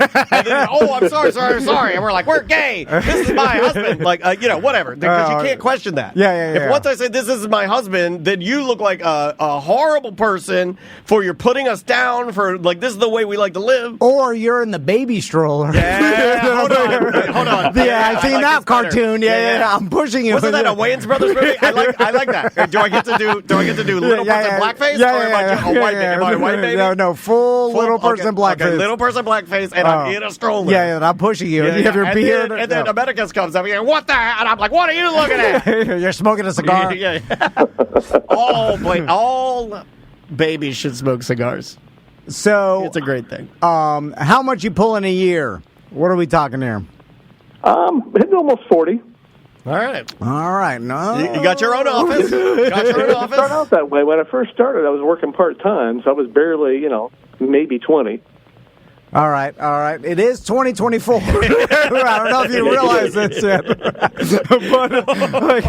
the dollar doesn't go as far. That's Tom's way of saying he's scared for you. He's scared for you. Yeah. Almost 40. I'm not telling you how to live your life. There are self-driving cars now, man. Yeah. Well, luckily, my wife's a nurse, so she's the moneymaker. I love those nurses. Yeah. Love them. Yeah. Just you have to go. And from what I've seen from 90s action movies, most of the security cameras, no one watches them. You have your feet up on the. I'm on Reddit. I'm looking at car parts. And if you can figure out how to make them loop, or what I'm saying, then they don't never know. Fine. Yeah. It's an empty parking garage. We're $60,000 above where we should be. All right. Well, thanks for doing a weird job. We appreciate it, and good luck with catching the criminals. Yeah. Get those scumbags. You got it, guys. I appreciate it. It's a blast. Thanks for the time, man. Take care. That was our friend Americus from his loss prevention job on Weird Job. So I guess you can't make too much doing that job, because at a certain point the company's like, we're paying you equal what we'd lose. You know what I'm saying? And then it's like, and I didn't want to say this is not a knock, but I don't think for him especially, I think he'd agree with this. Yeah. It doesn't sound that hard for him. And he said he likes it. See, I always love it when someone calls it a weird job. Yeah, the value is when they call in and you say, I don't need to hear anything else. You said 13 years and I love it. Okay, well, we're done here. That's all I needed to hear, because that's a huge value. A lot of people. Well, 13 years is a long ass time. Name another person off the top of your head right now that's been at their job for 13 years that loves it. I bet you can't. Yeah. Maybe us. I love my job. But our job's different. I don't ever use ours because it's weird. It's ultimately weird, and it's not the same thing every day. It's always different. But yeah. Then I just imagine most companies. That's most all these companies are going to self checkout. And I even saw a story about some Walmart lady that got caught, and she was just stealing stuff, tons of things. Yeah. And they have facial recognition technology and stuff now. They do. But they realize, self-checkout is going to cause a lot of theft, right? Because we're going to miss a lot of these, items that people are going to put them in their bag and all this stuff. Think about it. We go to Publix every day and we self-check out. I mean, if we could steal probably one item a day, one Mountain Dew. Let's try. And then over years. I'll try to steal one Mountain Dew today. But the company... Will you get my bag, though, and be like, he's a dumb old idiot? Will you be like, he's just you pretend to be my grandpa, and I'm like, I'm sorry. We need to flesh out the scenario first, because I know you. You'll leave me high and dry. Next thing you know, the cops are coming. I'm in the back of my squad car for one Mountain Dew, and I have it and you're laughing. Oh, I'll take off running. I know you will. I can run fast, too. But can you run faster than Kirk Cousins? 19 miles an hour. Can you run faster than Kirk Cousins? I cannot. Yeah, he did 19 miles an hour. He's running after people. He's mad. So, but the company is like, okay, we know that a lot of theft is going to happen because of self-checkout, but it saves us money rather than having more employees, because those employees end up... it's not even about the wages. It's more about the them getting sued or workman's comp or all the other things that come with self-checkout anymore. I can't do it, because especially if I have alcohol, because it's always the same kid. And he has the magic wand that's connected to all 4 of the self-checkouts. Yeah. And you beep your beer or seltzers, and then your thing turns red because it needs attention. And then the judgy kid looks over at you like, you know what I mean? Like, he looks over at you like, it's you again. Buying your poison. I'm like, don't look at me. I'm an animal. He's here all the time. Yeah, he's here daily. You know, I just, speaking of that, I bought alcohol the other day at Publix, and they carded me. I got carded too. I think they changed their policy. And I was like, and somewhat it's flattery, because I'm like, at this point, is it though, really? No, it's not. This point's a waste of time, because you're just I'm over 21. You're just doing you're literally just working by the numbers, because you're just doing what you're told to do. Yeah, with no thought put in it, which is fine. But I think they do have, if the person looks over 35, then... You're fine. I have a ginormous gray beard sticking out. Yeah. And I got carded. I got carded over the weekend for a 4-pack of Coors Light, and the kid goes, "ID, please." And I was like, "Oh!" And I always point to my beard. I'm like, "Ha ha!" Like I always make a joke. I always make a joke. Yeah, and then the person, what do they type into the system? Because I show them my ID. It's a mystery. Nobody knows. And then they're typing into my system. I'm like, "Are you typing in the date?" Closing out the Reddit stream. Because I was like, "Are you typing in my my birth year?" Yeah. But I think they go, like for me it'd be 06/12/1976. Yeah, but once you see the 19, do you need to type it into the computer? I do. Or is it? Remember when they would swipe them? Where'd that go? Yeah. For a hot minute, it was like, hey, when you go and get beer, when you go to get your White Claws, and you go to get your craft beers, they're going to say ID, please, and they're not even going to look at it. They're going to take your ID and they're going to swipe it. And then that's how they're going to ID it. That never happened. And nobody's swiping my ID. That doesn't happen. And then it's like, once you see a 19, it's 2024, everybody born in the 1900s is over 23 years old. You know what I'm saying? Like, so they need like a what's that thing you do when you're going on trips, like to get you through the normal hustle and bustle. Like Clear was one of them. What are those things you can like pre-check? TSA pre-check. So this is what they need. They need Publix. If you sell alcohol, you need like a TSA pre-check for alcohol, where I'm in the system. I'm known. Yeah. And I'll never be carded again. Yeah. Because I'm TSA pre-check for alcohol. And I wonder how much local authority actually still does stings with, like, I'll make you even more mad. Kids are not drinking because they don't like alcohol. They don't. They're not stealing beer like we did. They don't like it like we do. Yeah. Like it's a different generation. They jump out of your car. First of all, kids aren't driving, so they don't have their friend's love truck to drive up to a Winn-Dixie. Kids are not seeing each other physically, so they're not in the truck together. They're digitally. And then your friends aren't jumping out of the truck, running into Winn-Dixie, grabbing Bud Heavy, 2 cases, and running out because they don't drink that crap. They think it tastes like garbage. They're vaping THC. Yeah, they are. Or just regular vapes. But they're definitely not into white label Mabel. They don't even like White Claw. Hey, people drinking White Claw. That's an old person drink now. Guess what?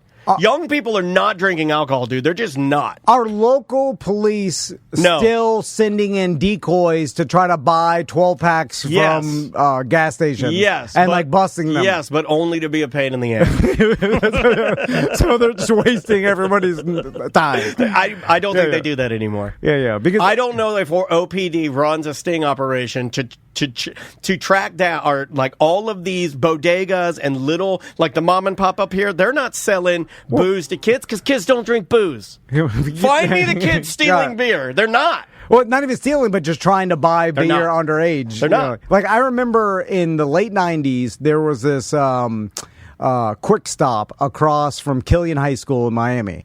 And notoriously, it was famous around all the kids knew that. Chat room saying I'm wrong. We have one senior that's drinking in high school.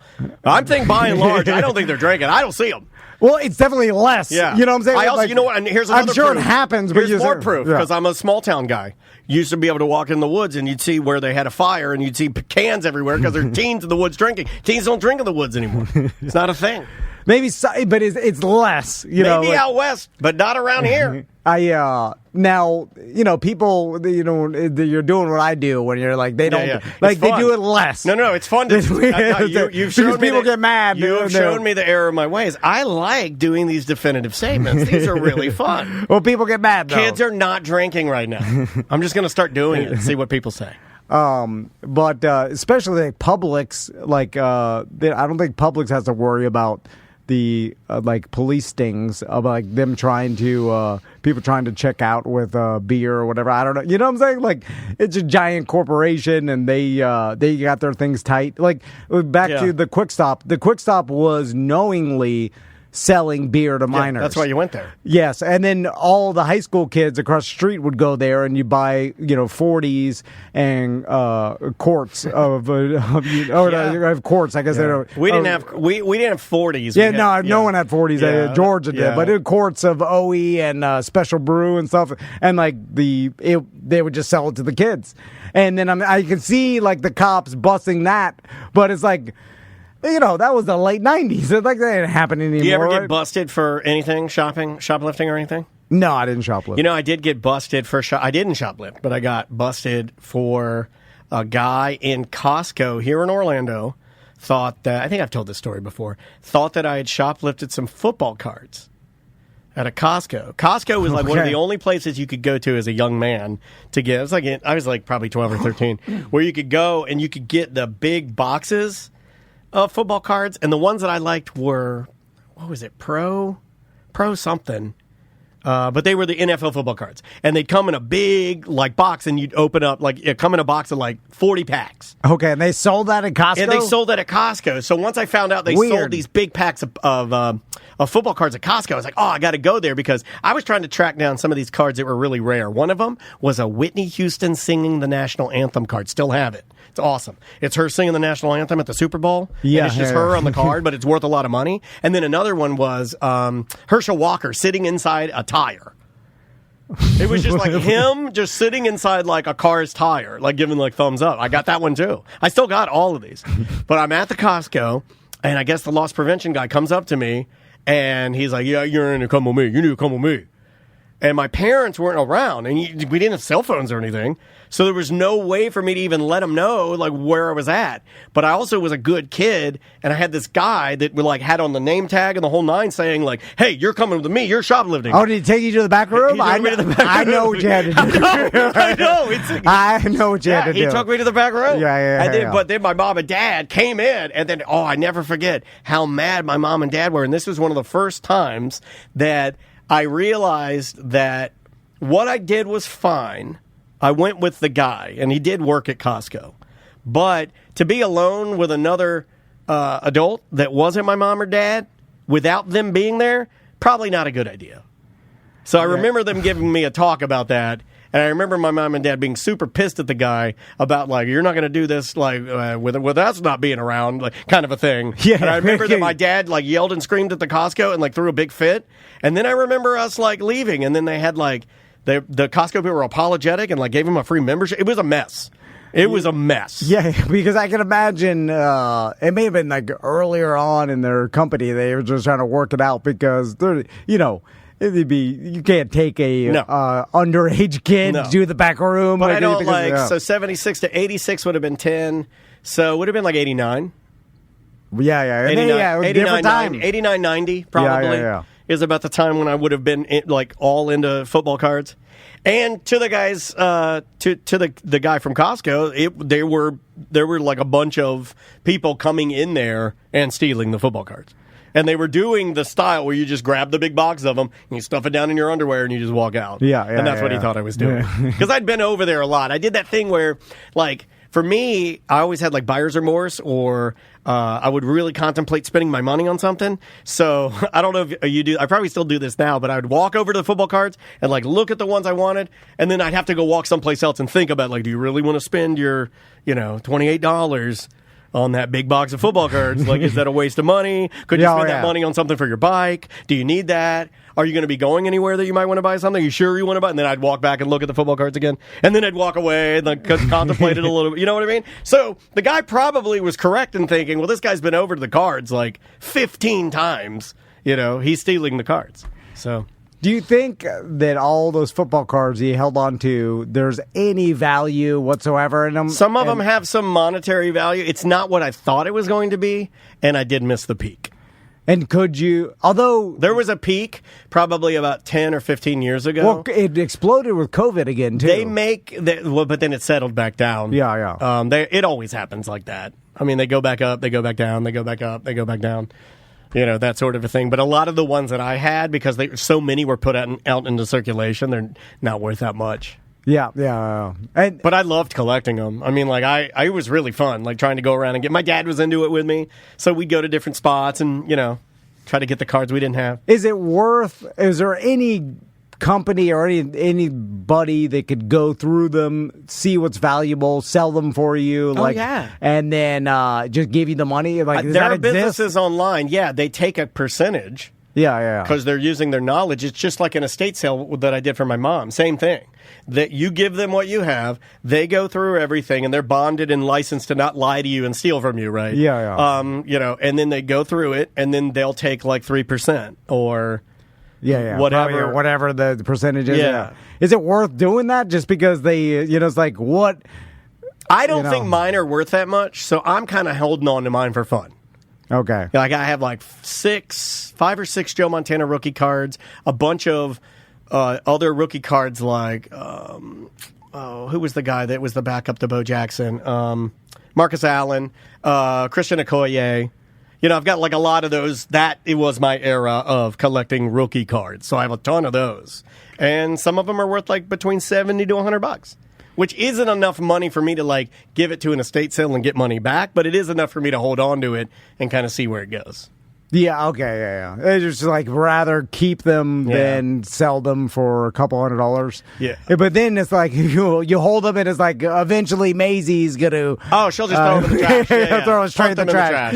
Yeah. That's how I'm always hold on to stuff or just sell it now and enjoy the money, or just even if it's $200. Well, I guess in a weird way, because I'm a more emotional person, there's a little bit of value in the dream. Of holding on to them and then having them go let's say something happens, Joe Montana's popularity explodes again somehow. I don't know. I don't know what would happen, but, and then that card's worth a little bit more money. Well, when he dies, eventually. Have you seen him? He looks amazing. I don't think he's going to die anytime soon. Well, he'll die. Let me just tell you. I guarantee you he will die. God came to me in a dream and told me that Joe Montana would die. It's already been told. It's already written in the stars. Okay, sorry. All right, we will see you tomorrow. Welcome to A Corporate Time with Tom and Dan. I'm Tom. I am Dan. We are live on Twitch and also YouTube. Just search at Tom and Dan Live. We live stream every Monday through Friday from around 10:30 till right around 3 p.m., and we'd love to have you hang out. Also, we have our Bad at Business Beer Fest and Sofas and Suds. Yes. The Sanford Couch Races coming up the weekend before Thanksgiving. It's the November 23rd is the Beer Fest and 24th is Sofas and Suds. Yes, sir. Free events. And they're both free. And so just mark your calendar and come on by and, drink some beers, watch some bands, watch some couch races. Yeah. It's the Sanford weekend. We've been doing it for a while. Yeah. Bring your family. Unless you're in VIP. No kids. We don't want them in there. Is there no kids in VIP? I read the website. That's what it said. It's 21 and up. So it's 21 and up. Dom will let you get in there. Hey, Dom's not letting you in here. When you're 21. Sorry, kids. Drink your Mustang. Drink your Mustang. Trading company. Drink your Mustang. The Sanford one, everybody.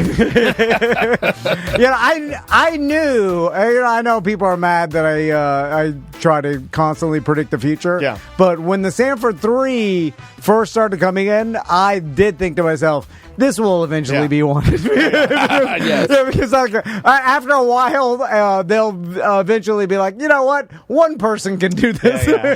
All three of us don't need to be That was the best summer of our lives. I think what we're finding out is that most jobs, especially now, only need one person for them to be done. Any job. I was just saying that job. the other day, how, I don't know if you guys have ever meant to meet with a board before. Have you ever met with a board before? No. I've never met with a board. When you meet with a board, there's 19 people that seriously do the job of 2. Right. So basically, you'll be sure. sitting at some of these meetings, and I'll be looking at the one who's actually doing all the work, and I'll be like, hey, let's meet later. Yeah. Because you can meet with that one person and get everything done in 7 minutes. Yeah, well, I'll be dead honest. Any group I don't meeting, believe people when they say that. When anybody says that to me, when anybody looks at me and is like, I'm going to be honest with you, I'm like, that's a goddamn liar right here. Any group meeting I've ever been in, ever in my entire life, nothing was accomplished. Right. I'm going to be even more honest and maybe And the more blunt. people, the less accomplishment. I'll be real honest. The last meeting we were in around a big table, I was effing around on my phone. I'm just being honest. I didn't care about what anybody was saying. Yeah. I went and peed one time, and I've never been more excited to pee because I was looking. I was looking in the cabinet. I was looking at the food. This goes for every single job that I've ever had. If I meet with the guys in the band, bruh. We are all so waste of time. Yeah. It is a waste. Let's just do the thing. I'll be like, well, we're wrapping this up, guys. And I'll be like, wait a minute. We didn't talk about anything. Yeah. And we didn't, even the stuff you talk about, anytime I work for a giant company and they're like, all right, time for a weekly meeting, I dread it because I was like, whatever we talk about, and then it would happen. It'll never be implemented. I'm like, nothing will be implemented. Nothing will happen. We're throwing out a bunch of ideas. Ideas are easy. Come up with any idea. Here's and then we don't all want to do it. But nobody wants to be the person that says that. What? No one ever wants to be the person that like when somebody says okay, let's have a meeting, but nobody ever wants to be the person that says meetings don't work and it ends today. Yeah, because then you're the stick in the mud. Yeah. You're like, why you're so negative? Like, fire this guy. You could get fired saying that. You just show up and you're like, okay, let's just do it again, and then nothing. Yeah. And then you just talk. I think the rich guy likes meetings, so let's just sit it. Yeah. That's what you do. I think how The Office depicts things is pretty accurate. It is. It's just one person talking. Yeah. Nothing. And nothing's happening. Is there companies out there that have eliminated meetings? Because I want to find that company. Yes, Apple, Tesla. No, they still have meetings. No, they still have meetings. Yeah, and I bet you they have the most minutia. My wife, she works in tech, and oh my god, the meetings. The more money you have, the more meetings. But she's okay with meetings. She knows how to manage them because she's an upper level human. I'm a bottom dweller, right? I'm a crawfish. And a meeting, I can't do a meeting. But my wife, even if it's a meeting she doesn't like, for some reason, she can turn off her Zoom camera and just be there doing other things, and it's not bothering her.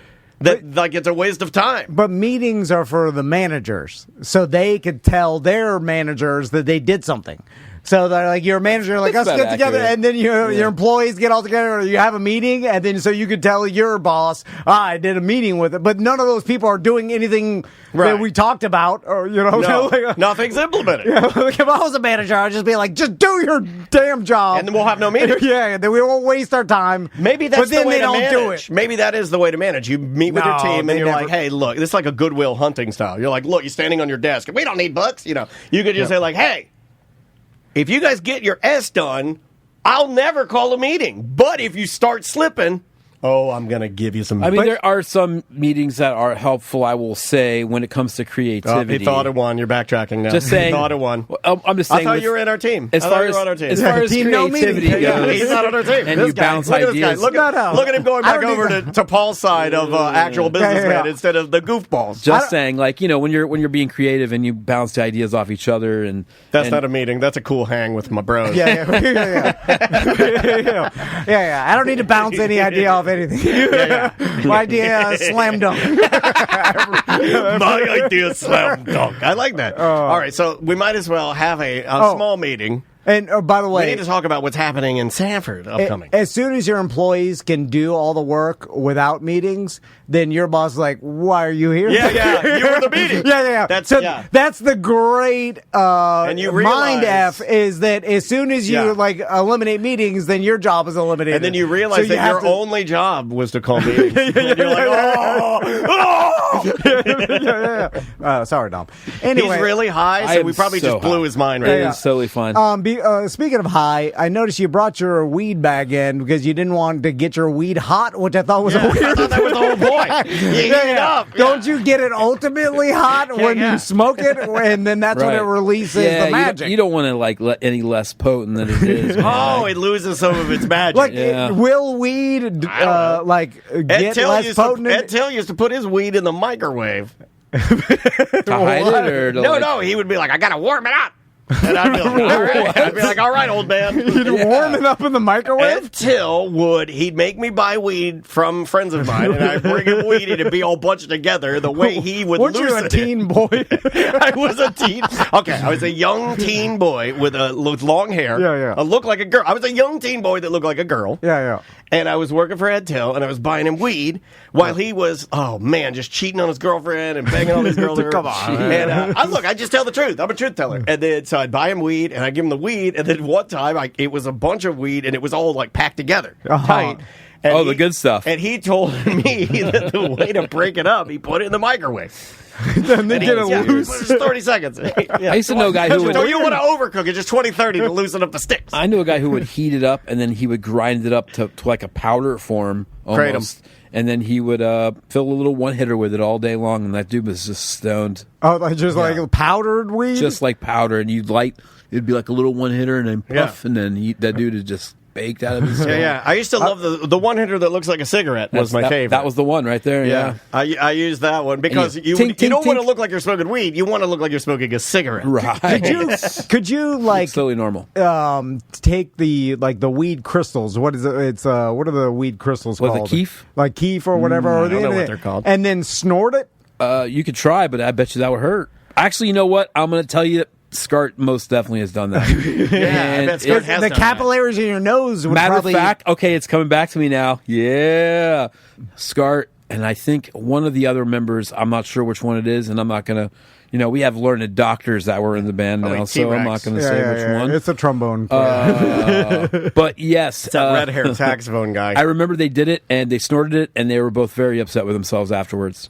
Why? Because it just hurt their nose. Because it's not like a powder. Snorting is not. I'm not a snort. No, it's not good. I know I look like it's not good. It's not. Snorting is You're not. natural snorting. I am a natural snort killer. Why snort it when you can take it the hard way anyway? Am I right? Or what? I'm more of a suppository myself. There you go. You are ruining your natural abilities. Yeah. You're wasting them. I know. Michael Jordan. Shaq never played basketball, and he just worked for UPS. But there are a lot of football players that look. It's not my passion. It's just what I'm good at. Yeah. So you should start snorting. No, I can't do it. I told you. You have the nose. I like to butt chug vodka now. In fact, every Friday after I finish this show, the way that I relax is I just go to the bathroom, one tampon. We were pretty close away from getting SCART to take a shot of Jaeger the hard way the other day on stage. Pretty close. I almost had him. How's he doing?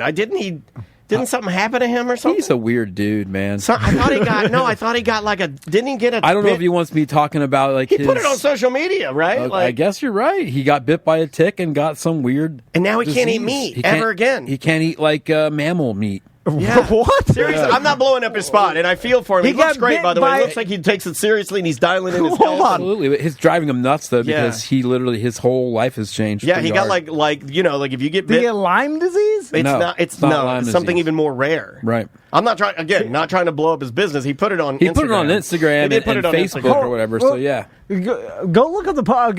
So he got bit by a tick. It's and now alpha. And now he can never eat any meat from a mammal again, ever again, or milk or cheese or any. He's all veggies. Really? Yeah. I've never heard of this ever. Me neither. And it's to the point where literally he's carrying around an EpiPen, and he showed us how to use it the other day because. Just in case. So if he does consume mammal meat, he'll have some allergic reaction because of the tick bite? Right. Weird. It is weird. That is crazy. So find Scart's. It is alpha gal syndrome, AGS. Yeah. And that's a lifelong thing? No. From what I read, because I went down a wormhole with it, no pun intended. That is crazy. I started reading about it, and there are people that get it who actually it will change itself. Very much like my adult onset shrimp allergy. My favorite food was shrimp until I turned 33. You have a shrimp allergy? I never did until I turned 33, and I was eating shrimp at a party, and somebody was making like bomb-ass, scampi or something. I'm just killing it, and I started freaking out. I go and I get tested, and they're like, yeah, you got a shrimp allergy now. And I'm like, but I've been eating shrimp my entire life. I love it. I have a shrimp allergy, too. It's called gout.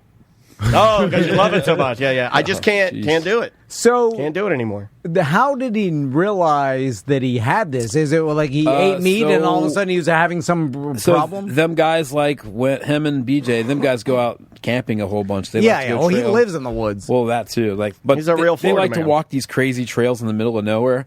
And I guess he got bit by a whole bunch of ticks, and some of them are really bad. Like he got, a ton of them. He just didn't realize it because they're so small. You know what I mean? Yeah. And then I guess. Well, I've had a tick on me. I think a lot of people in Florida who've gone out in the woods. This have isn't got about you. It's no, about I'm saying. right Well, now. I'm saying it has to be an insane rare thing. It's not like if you get bit by a tick, you He just started having weird symptoms, and like after a while, he just started getting worse and worse and worse. Yeah. And then he went and got all of his blood work done, and. Wow. They figured it out. That is crazy, but man. What I was actually impressed with, not to go positive on it, was that they figured it out. Because it sounds like one of those things that you would never figure out. And I think he actually took the diagnosis that he thought it was to the doctor and told the doctor, I think I have this, because they were having a hard time figuring out what it was. Matter of fact, they did test him for Lyme disease as well. And then, and that's probably usually the most common thing you get from a tick-borne illness. But it can go away from what I read. It can and it's the no rhyme or reason. It's like colic or my shrimp thing. It's like we don't know why it happened. There's a reason. It's called the guys trekking around in the woods. God knows you don't support that. Yeah, but you can track around in the woods. He's fine. They figured it out. He's fine. He didn't deserve it because he's tracking around in the woods. The two guys were out there probably naked walking around with their backpacks. Like lots. I mean, I want to be closer to the earth, man. I'm jealous that he enjoys Florida the way you're supposed to. He does. All of us do. All of us are into big Florida dudes. Like me, I like to be fishing all day. My buddy, the wizard.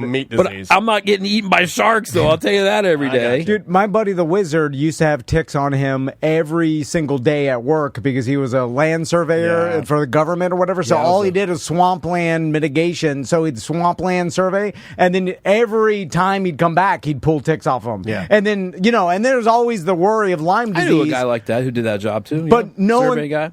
But no one's ever talked about the weird, mysterious disease where if you get it, you can't eat meat ever again.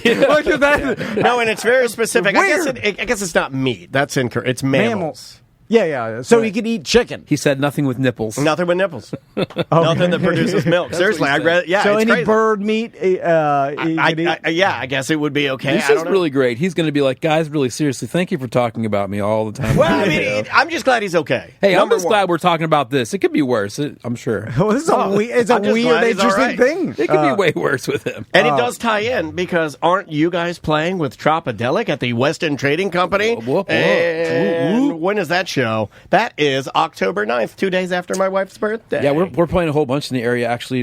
This weekend, we're in Melbourne on Saturday at Nomads. We're playing at Nomads Canteen. We're playing a free show out there in Melbourne. It's a good spot. And then on Sunday, we're at Celery City. We're doing the Summer Soiree. This is our third annual Summer Soiree, and that's where we will do acoustic Oh, I like acoustic. Awesome. And we're going to break in their new little stage, so we're all going to cram on their stage. That'll be fun, though. Oh, Celery City got a new stage? Yeah, Celery City got a new stage built. Is it in the same area? It kind of is, but now it like oversees the whole place. It worked. They moved it underneath the trees. Okay. Oh, that's going to be dope. Yeah, so if you haven't had a chance, go down and check out their new stage down at Celery City.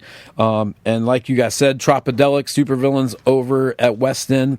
That's going to be a big show. We got a ton of good stuff coming up. This weekend we have, what is it, Truephonic. And then we I have love Truephonic. a punk show. We've got on Saturday. Sunday we got a show this week. It's a metal show. Later on in the month we have Head PE and we have Chris Kattan coming on the same weekend. Yeah, we're trying to set up an interview with Chris. Hopefully it'll happen. We spoke to him once before. He's an interesting dude, and been doing comedy at the highest level for an extremely long time. Also, I want to reiterate that on that the Fluffy's birthday bash, the Saturday, the 31st. Fluffy. I don't know who that is, but it's Fluffy's birthday bash with the Pomeranians, TV Generation, Written Off, and more. It's a punk show. TV Generation is Pabone's band. So really? Okay. There's a Tom and Dan tie in there. Go support our good buddy Eric Pabone, artist and creator of almost all, if not all, of our Holobox pens. So there's a Sanford tie in there too. Yeah, rent the AirT&D and then just walk over to West End. It's right down the little alleyway, about 5 minutes walk from the front door of our AirT&D to the West End. I wanted to mention, too, before I go, the Sofas and Suds, we have plenty of spaces open for people to enter. Yes. And the recliner races, we have plenty of room for people to enter there. If you just come check out the website, you'll see. It's a good way to promote your business, especially in the recliner division, because there's never that many recliners that race in there. But like, if you're a small business, you want some good advertising locally, put together a recliner to promote your business. So me and Daniel are hosting it. When we introduce your team name, we're going to be saying your business. We're going to be giving you plugs. Yeah, we always give you huge plugs and say whatever you want us to say up there. And I believe you just search Sofas and Suds on Facebook, and there's a registration on the actual Facebook page. It's on the event page as well. If you go to the drinkatwestend.com website and go to events, if you scroll all the way down, it's at the very end. The tickets are they're all up there. And if you for whatever reason can't find it, just email us, and then I'll get you there. We'll send you to Mike Smith, and he'll get you taken care of. So, but yeah, you want to put together a whole couch for the couch races as well. Now's the time to register because it does fill up, and then you'd have to wait till next year. But I know Modern Plumbing's in it this year. Mo DeWitt's a new Mo's couch. running a couch. All right. I like that. Bustecker, I was like, you're gonna have to build a couch. You know that, right? Oh yeah. I think Mo's just gonna pay a BDM Throw money at it. Yeah. I like that. What's your next big? Is it the Gumbo thing? Is that your? Yeah, we have Gumbo Wars coming in October as well. And it's the first time Gumbo Wars has been at you guys for a venue. Yeah, I've heard of Gumbo Wars before, but I guess West End's such a good venue now that they're snatching up other like festivals because it's just a better place to party. Man, I haven't had gumbo in forever. I want some gumbo. So basically what happens there is you same thing, kind of businesses come out there and they pop up a tent and then they serve gumbo to everybody. Everybody gets their their tasting cups and all that, kind of like they would with a beer festival where you get the samples. Oh man! So you're gonna be sampling around gumbo, and then at the end, everybody that gets a gumbo cup also gets a ticket to give to each vendor, whoever is the best. So at the end, we tally them all up, and then we see who the best gumbo is. And the just money, like a beer festival. Yeah, and the money goes typically to, because I was reading their website earlier, it goes to kids' charities, which is always fun. Right, it goes to kids' fishing charities. And it's the same people who put on the Hooked on Lake Monroe, which is happening again in January as well. Awesome. I'm never going to have any time to live ever again. Oh yeah, there's so many events. It's just tons of events, man. Right. As but soon they're as you fun. think At it's least, over, it starts right back up again. Yeah. Oh man, you know what? I've never made a gumbo. Is gumbo essentially just seafood chili? Yeah, pretty much. Okay, because it doesn't have to have seafood in it, though. It's more. You want there to be some fish stock in there, right? I think so. You can't, but I don't think you have to have it in there. Yeah. So what's I the know you difference? have to have the Holy Trinity, which is peppers, celery, and onion, which is different than a mirepoix, which is celery, onion, and carrot. This guy's been watching The Bear. No, I'm into this. No, I'm like way in, like, because I. So what's the main ingredient to gumbo? What makes a gumbo a gumbo? Sausage got to be the main ingredient. I think it's the Holy Trinity. I think you got to have that bell pepper, celery, and onion in there. And then you put your sausage. And you're gonna have sausage. Shrimps, you're gonna have probably. some chicken. What's the base sauce? Shrimp. Yeah. Because like on chili, it's a roux. Okay. Well, you make your roux first, which Right. is just flour and fat, and then you Okay. get that dark brown. Right. And then Not too dark. No, not too dark. You burn it, and then you Right. put in your Holy Trinity. Oh, my mouth is watering. God, I want to go to Gumbo Wars, dude. But you know, I don't know. Check it out, I've never made one. GumboWars.com, GumboWars.com. I've never made one. I think that Dom and I are all around the. We're very close. I think that we should make one together on the show next time. Takes too long. Throw money at it. Mo DeWitt says throw money at it. Do you guys have a just have a little burner in here when I get here? And There's always a gumbo cooking. I'll bring some pot. I mean a pot. Take a ladle of gumbo. You can just eat it off the spoon and put it back. It's fine. I've made jambalaya. Okay, like somebody in the chat room. What's a jambalaya? That's more of a rice based thing. That's more of a rice dish. Although gumbo, you want to serve it traditionally over rice, so it softs up all the flavors. Yes. Okay, so then once you pour it on the rice, does it turn into jambalaya, No, or is it absolutely gumbo not. on rice? It's gumbo on rice. Okay, all right. It's going to drive you crazy, right? Yeah. I just want to know what the definition is. I'd like to bring up what I was talking about before with Please.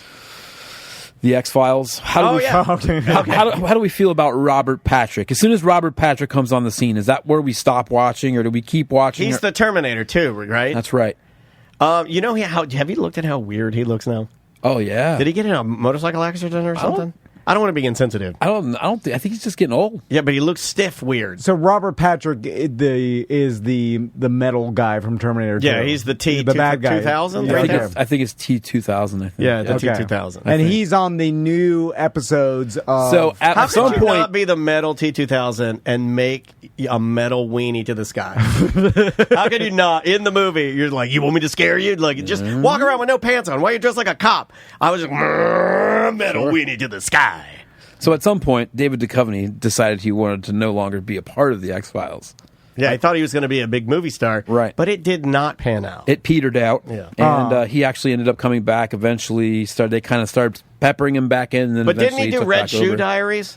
I think so, yeah. Yeah, I think he did Red Shoe Diaries. And the only reason I would watch that is to clutch a glimpse of a boob. That's the only reason you watch that. And it's usually David Duchovny. And he's like notoriously a sex guy. Yeah, he likes a weirdo. Yeah. He likes to be tied up, and then you stuff your panties in his mouth and start slapping his face. You're like, you bitch. So my thoughts are, yes, when Robert Patrick gets there, I kind of like it a little bit, to be honest. Okay, all right. Is a girl in there, Mulder or whatever? Mulder. Is that her name? It's Scully. What was her Scully. name? Gillian Anderson. Gillian Anderson. And she's Scully, and she's in curvy lady. She's in it the whole time. Okay, all right. So she signed on, and then... But women notoriously in entertainment, she didn't have the yank that Duchovny had. Gotcha. Yeah. But he believed in himself too much. Not that good. Not that good. He shot for the stars and boo, he fell. And then eventually David Duchovny comes back, and then they do away with Robert Patrick. They don't even really be like, farewell him. They're just like, next season. Yeah. You're not involved anymore. And then you know what he said? He's like, I should have made the metal weenie to the sky. He's mad about it. He's like, damn it. That's why if I would have done that metal weenie. Yeah. See, when you're a T2000 and you're running after the car and you do... Oh, I love that scene. You do the hooks. You do the hooks and you're climbing on top. I feel like you could just... right through them. Metal stab. I mean, the whole... It's like... I'll kill you so dead. Yeah. Like, what are you waiting for? Like, once you're on the car, just start shooting the metal spikes into the car and get them all. Just take your metal and make a thin metal ball around the car and then watch them die for lack of oxygen. I could go so twisted if I were the metal T2000. Sure. I would go crazy. And that's why he just lacked imagination. By That's the why way, he lost. all of my enemies, every single one of them, they'd be like, it's Daniel again. They're like, how do you know? It's like metal dildos. Everyone's dead. I'd be like, yep, that's how I did it. Yeah, melt into the back seat. So easy. Anyway. All right, Dom, we appreciate it. Again, drinkatwestend.com Yes, is sir. the website. Oh, hold on. I got my song again. There it is. It's the West End Trading Company. Drink at West End. More fire. Drink at West End Trading Company. Drink at West End. I'm gonna make a meadow weed into the sky. Sorry, I just wanted to say that. Okay. You know, West End's a great place to go watch football and have some Wagyu sliders at the joint. And, Absolutely. Big up the joint. They got some good food over there. Oh, the joint's really good. You watch some college football, eat some delicious joint, have some delicious, alcohol. Yeah. In the venue, we put the big projector up for football and everything like that as well. So awesome. There you go. Well, Dom, we appreciate it. We'll talk to you soon, and we'll be right back. Welcome to A Corporate Time with Tom and Dan. I'm Tom. I am Dan. So on the line with us right now, you may know him from the million different things he's done in his career. Yeah. I mean, the amount of stuff that Brian has been on. And crazy. also been instrumental, like, I want to say, to, like, almost me growing up. And, like, I'm 48, and the first time I believe I saw you was in the show Mr. Show, and you were so absolutely funny, and then, like, you just continued being in every single piece of entertainment that I digested until now. But on the line with us right now, Brian Posehn. Hey. How you doing, Brian? Good to see you, man. Now, I'm good. Real quick, he's going to be at the Abbey September 6th. You can get your tickets at abbyorlando.com. And you should see him because Brian, this is my first question, because on your Instagram, you recently released a video kind of promoting your Florida dates. And you mentioned, you're like, hey, you come see me now because this may be the last time I come to Florida because I'm cutting back on touring. And I'm curious to that decision, Brian.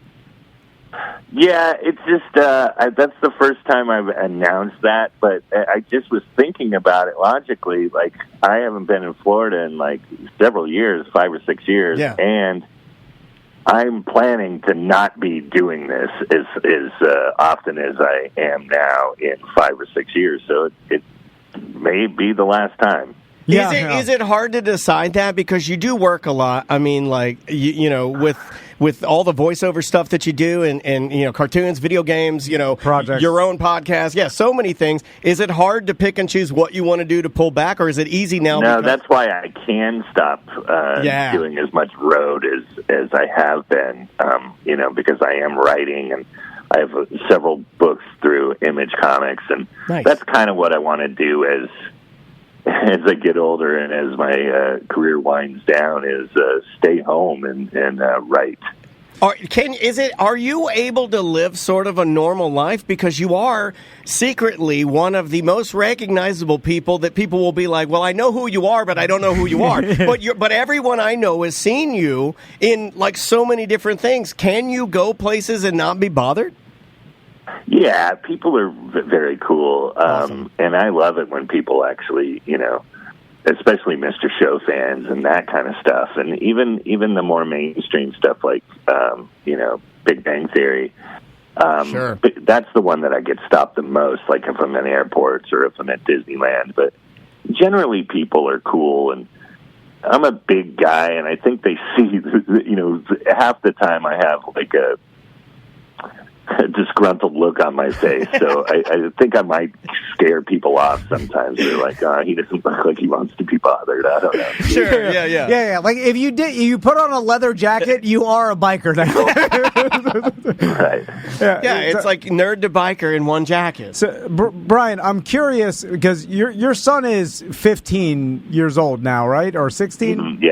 Yeah, 15. And so I'm curious because it seems like, you know, and this goes back to what nerd culture even means now, because it's so different than what the term nerd used to mean, you know, 30 years ago. And it's kind of cool. Like, you know, the coolest people It's not derogatory anymore. Yeah. I mean, 100%. You don't get beat up for it. The most popular sports stars are playing video games and into horror movies and like all the, you know, so I'm curious, like, because I was like, I wonder if there's anything Brian's son, being you know, your son's 15, and I'm sure he's consuming certain culture of 2024. And I'm like, is there something that you don't understand that your son likes? Or, you know, skibbity toilet. Something that, or is your son, because I know, you know, due to your social media, your son's been into the similar things that you are, but is there anything that he consumes that you don't understand current day?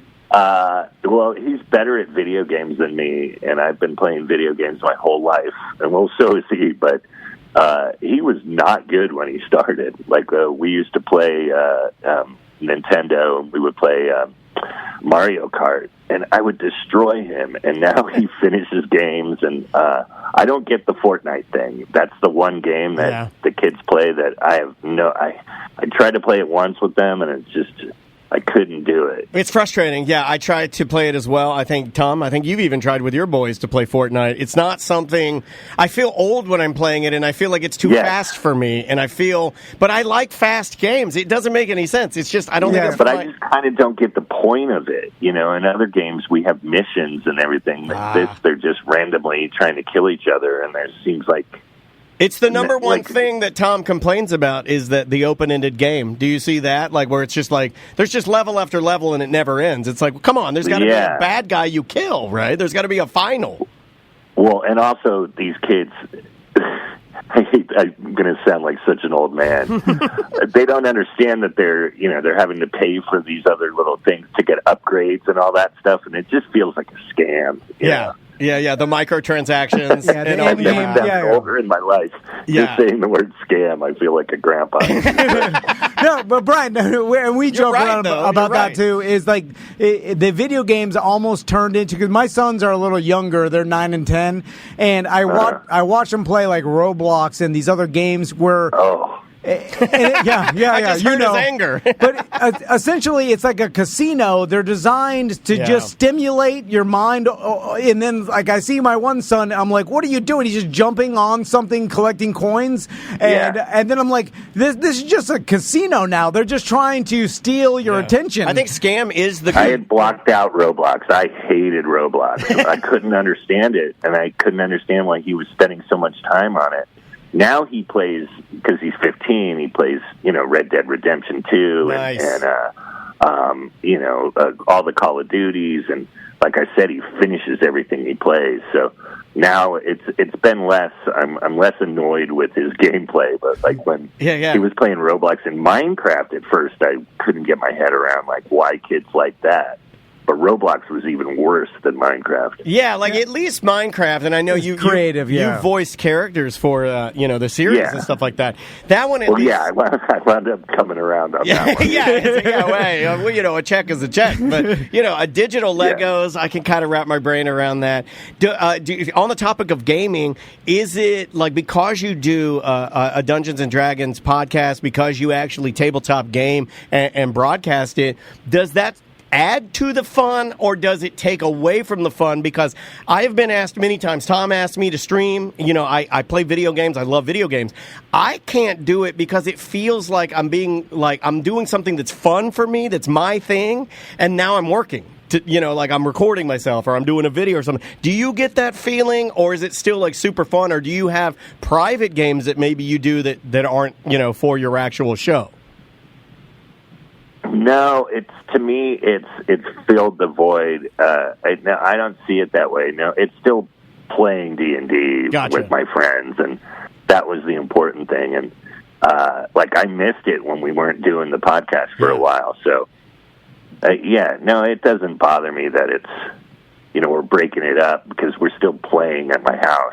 And it's still with the people I would be playing with if I wasn't recording. And you've been playing with the same guys the entire time. I mean, that's pretty amazing. Yeah, Ken Daly and Blaine Capatch and I have been playing more than 20 years. That's it. I mean, I think that's so cool, though. I mean, at this point, you couldn't get rid of it. It's almost like it's like a very important part of your life, right? Yeah.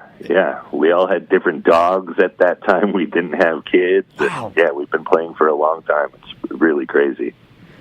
So, Brian, I'm interested in you were in an episode of Mandalorian, and I've heard from other interviews that you found out that Favreau knew that you were a fan of Star Wars, and then that's why he wanted to cast you for this part. And then I was like, wow, that's cool of him to... were you surprised by the fact that he personally thought of you for that part and he wanted to include you? Yeah, so I didn't know that till I got to the set, but... an editor that had worked on the Sarah Silverman program was working on the show, and he's the one who suggested me.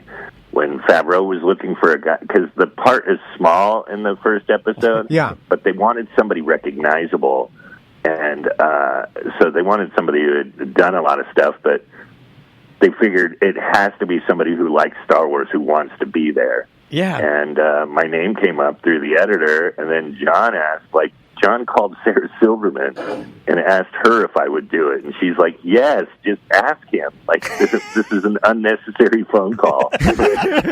She answered for you. She's like, "Yeah, he'll do it. I'll line it up." It's odd that out of anybody in Los Angeles, I'm the guy that would have said yes. Even though I do have a history of not liking certain Star Wars projects, but the other love for it is so strong that Yeah. Oh, sure. You're allowed to pick and choose what you like, especially I feel like. I'm seen by my friends as a Star Wars guy. Like, I'm a guy that is passionate about this thing made in 1977. I feel like if you were around then and got to see it in the theater, of course. It's like it's in you now. It's part of you. So, one more question, Brian. Speaking of your scene as a Star Wars guy, you're also a metal guy. And I read in other interviews that you try to keep up with the new metal. I try to do that too, and it's hard. And I'm curious of what's your process like. Do you force yourself every week to consume some new metal? Is it just in your algorithm where you're exposed to it? I'm curious about that. No, I just stay open to it. Like, I check out sites where there would be new music, and I go on Apple and see what they're promoting and that kind of thing, and which I feel like a lot of old guys don't do.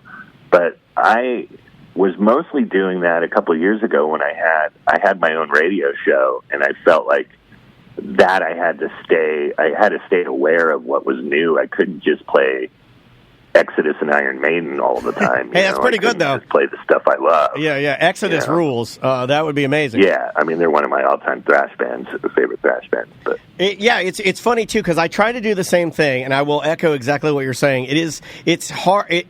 You don't see a lot of guys doing it, but I very much enjoy forcing myself to go through, because it makes me less grumpy about the music that I don't understand, because I start to see more things line up, if that makes sense. It's like, oh, okay, I understand it more because I'm actually taking the time, instead of just standing there like a dumb old man and hating it. I'm actually taking time to try and ingest some of it. So I get what you're saying.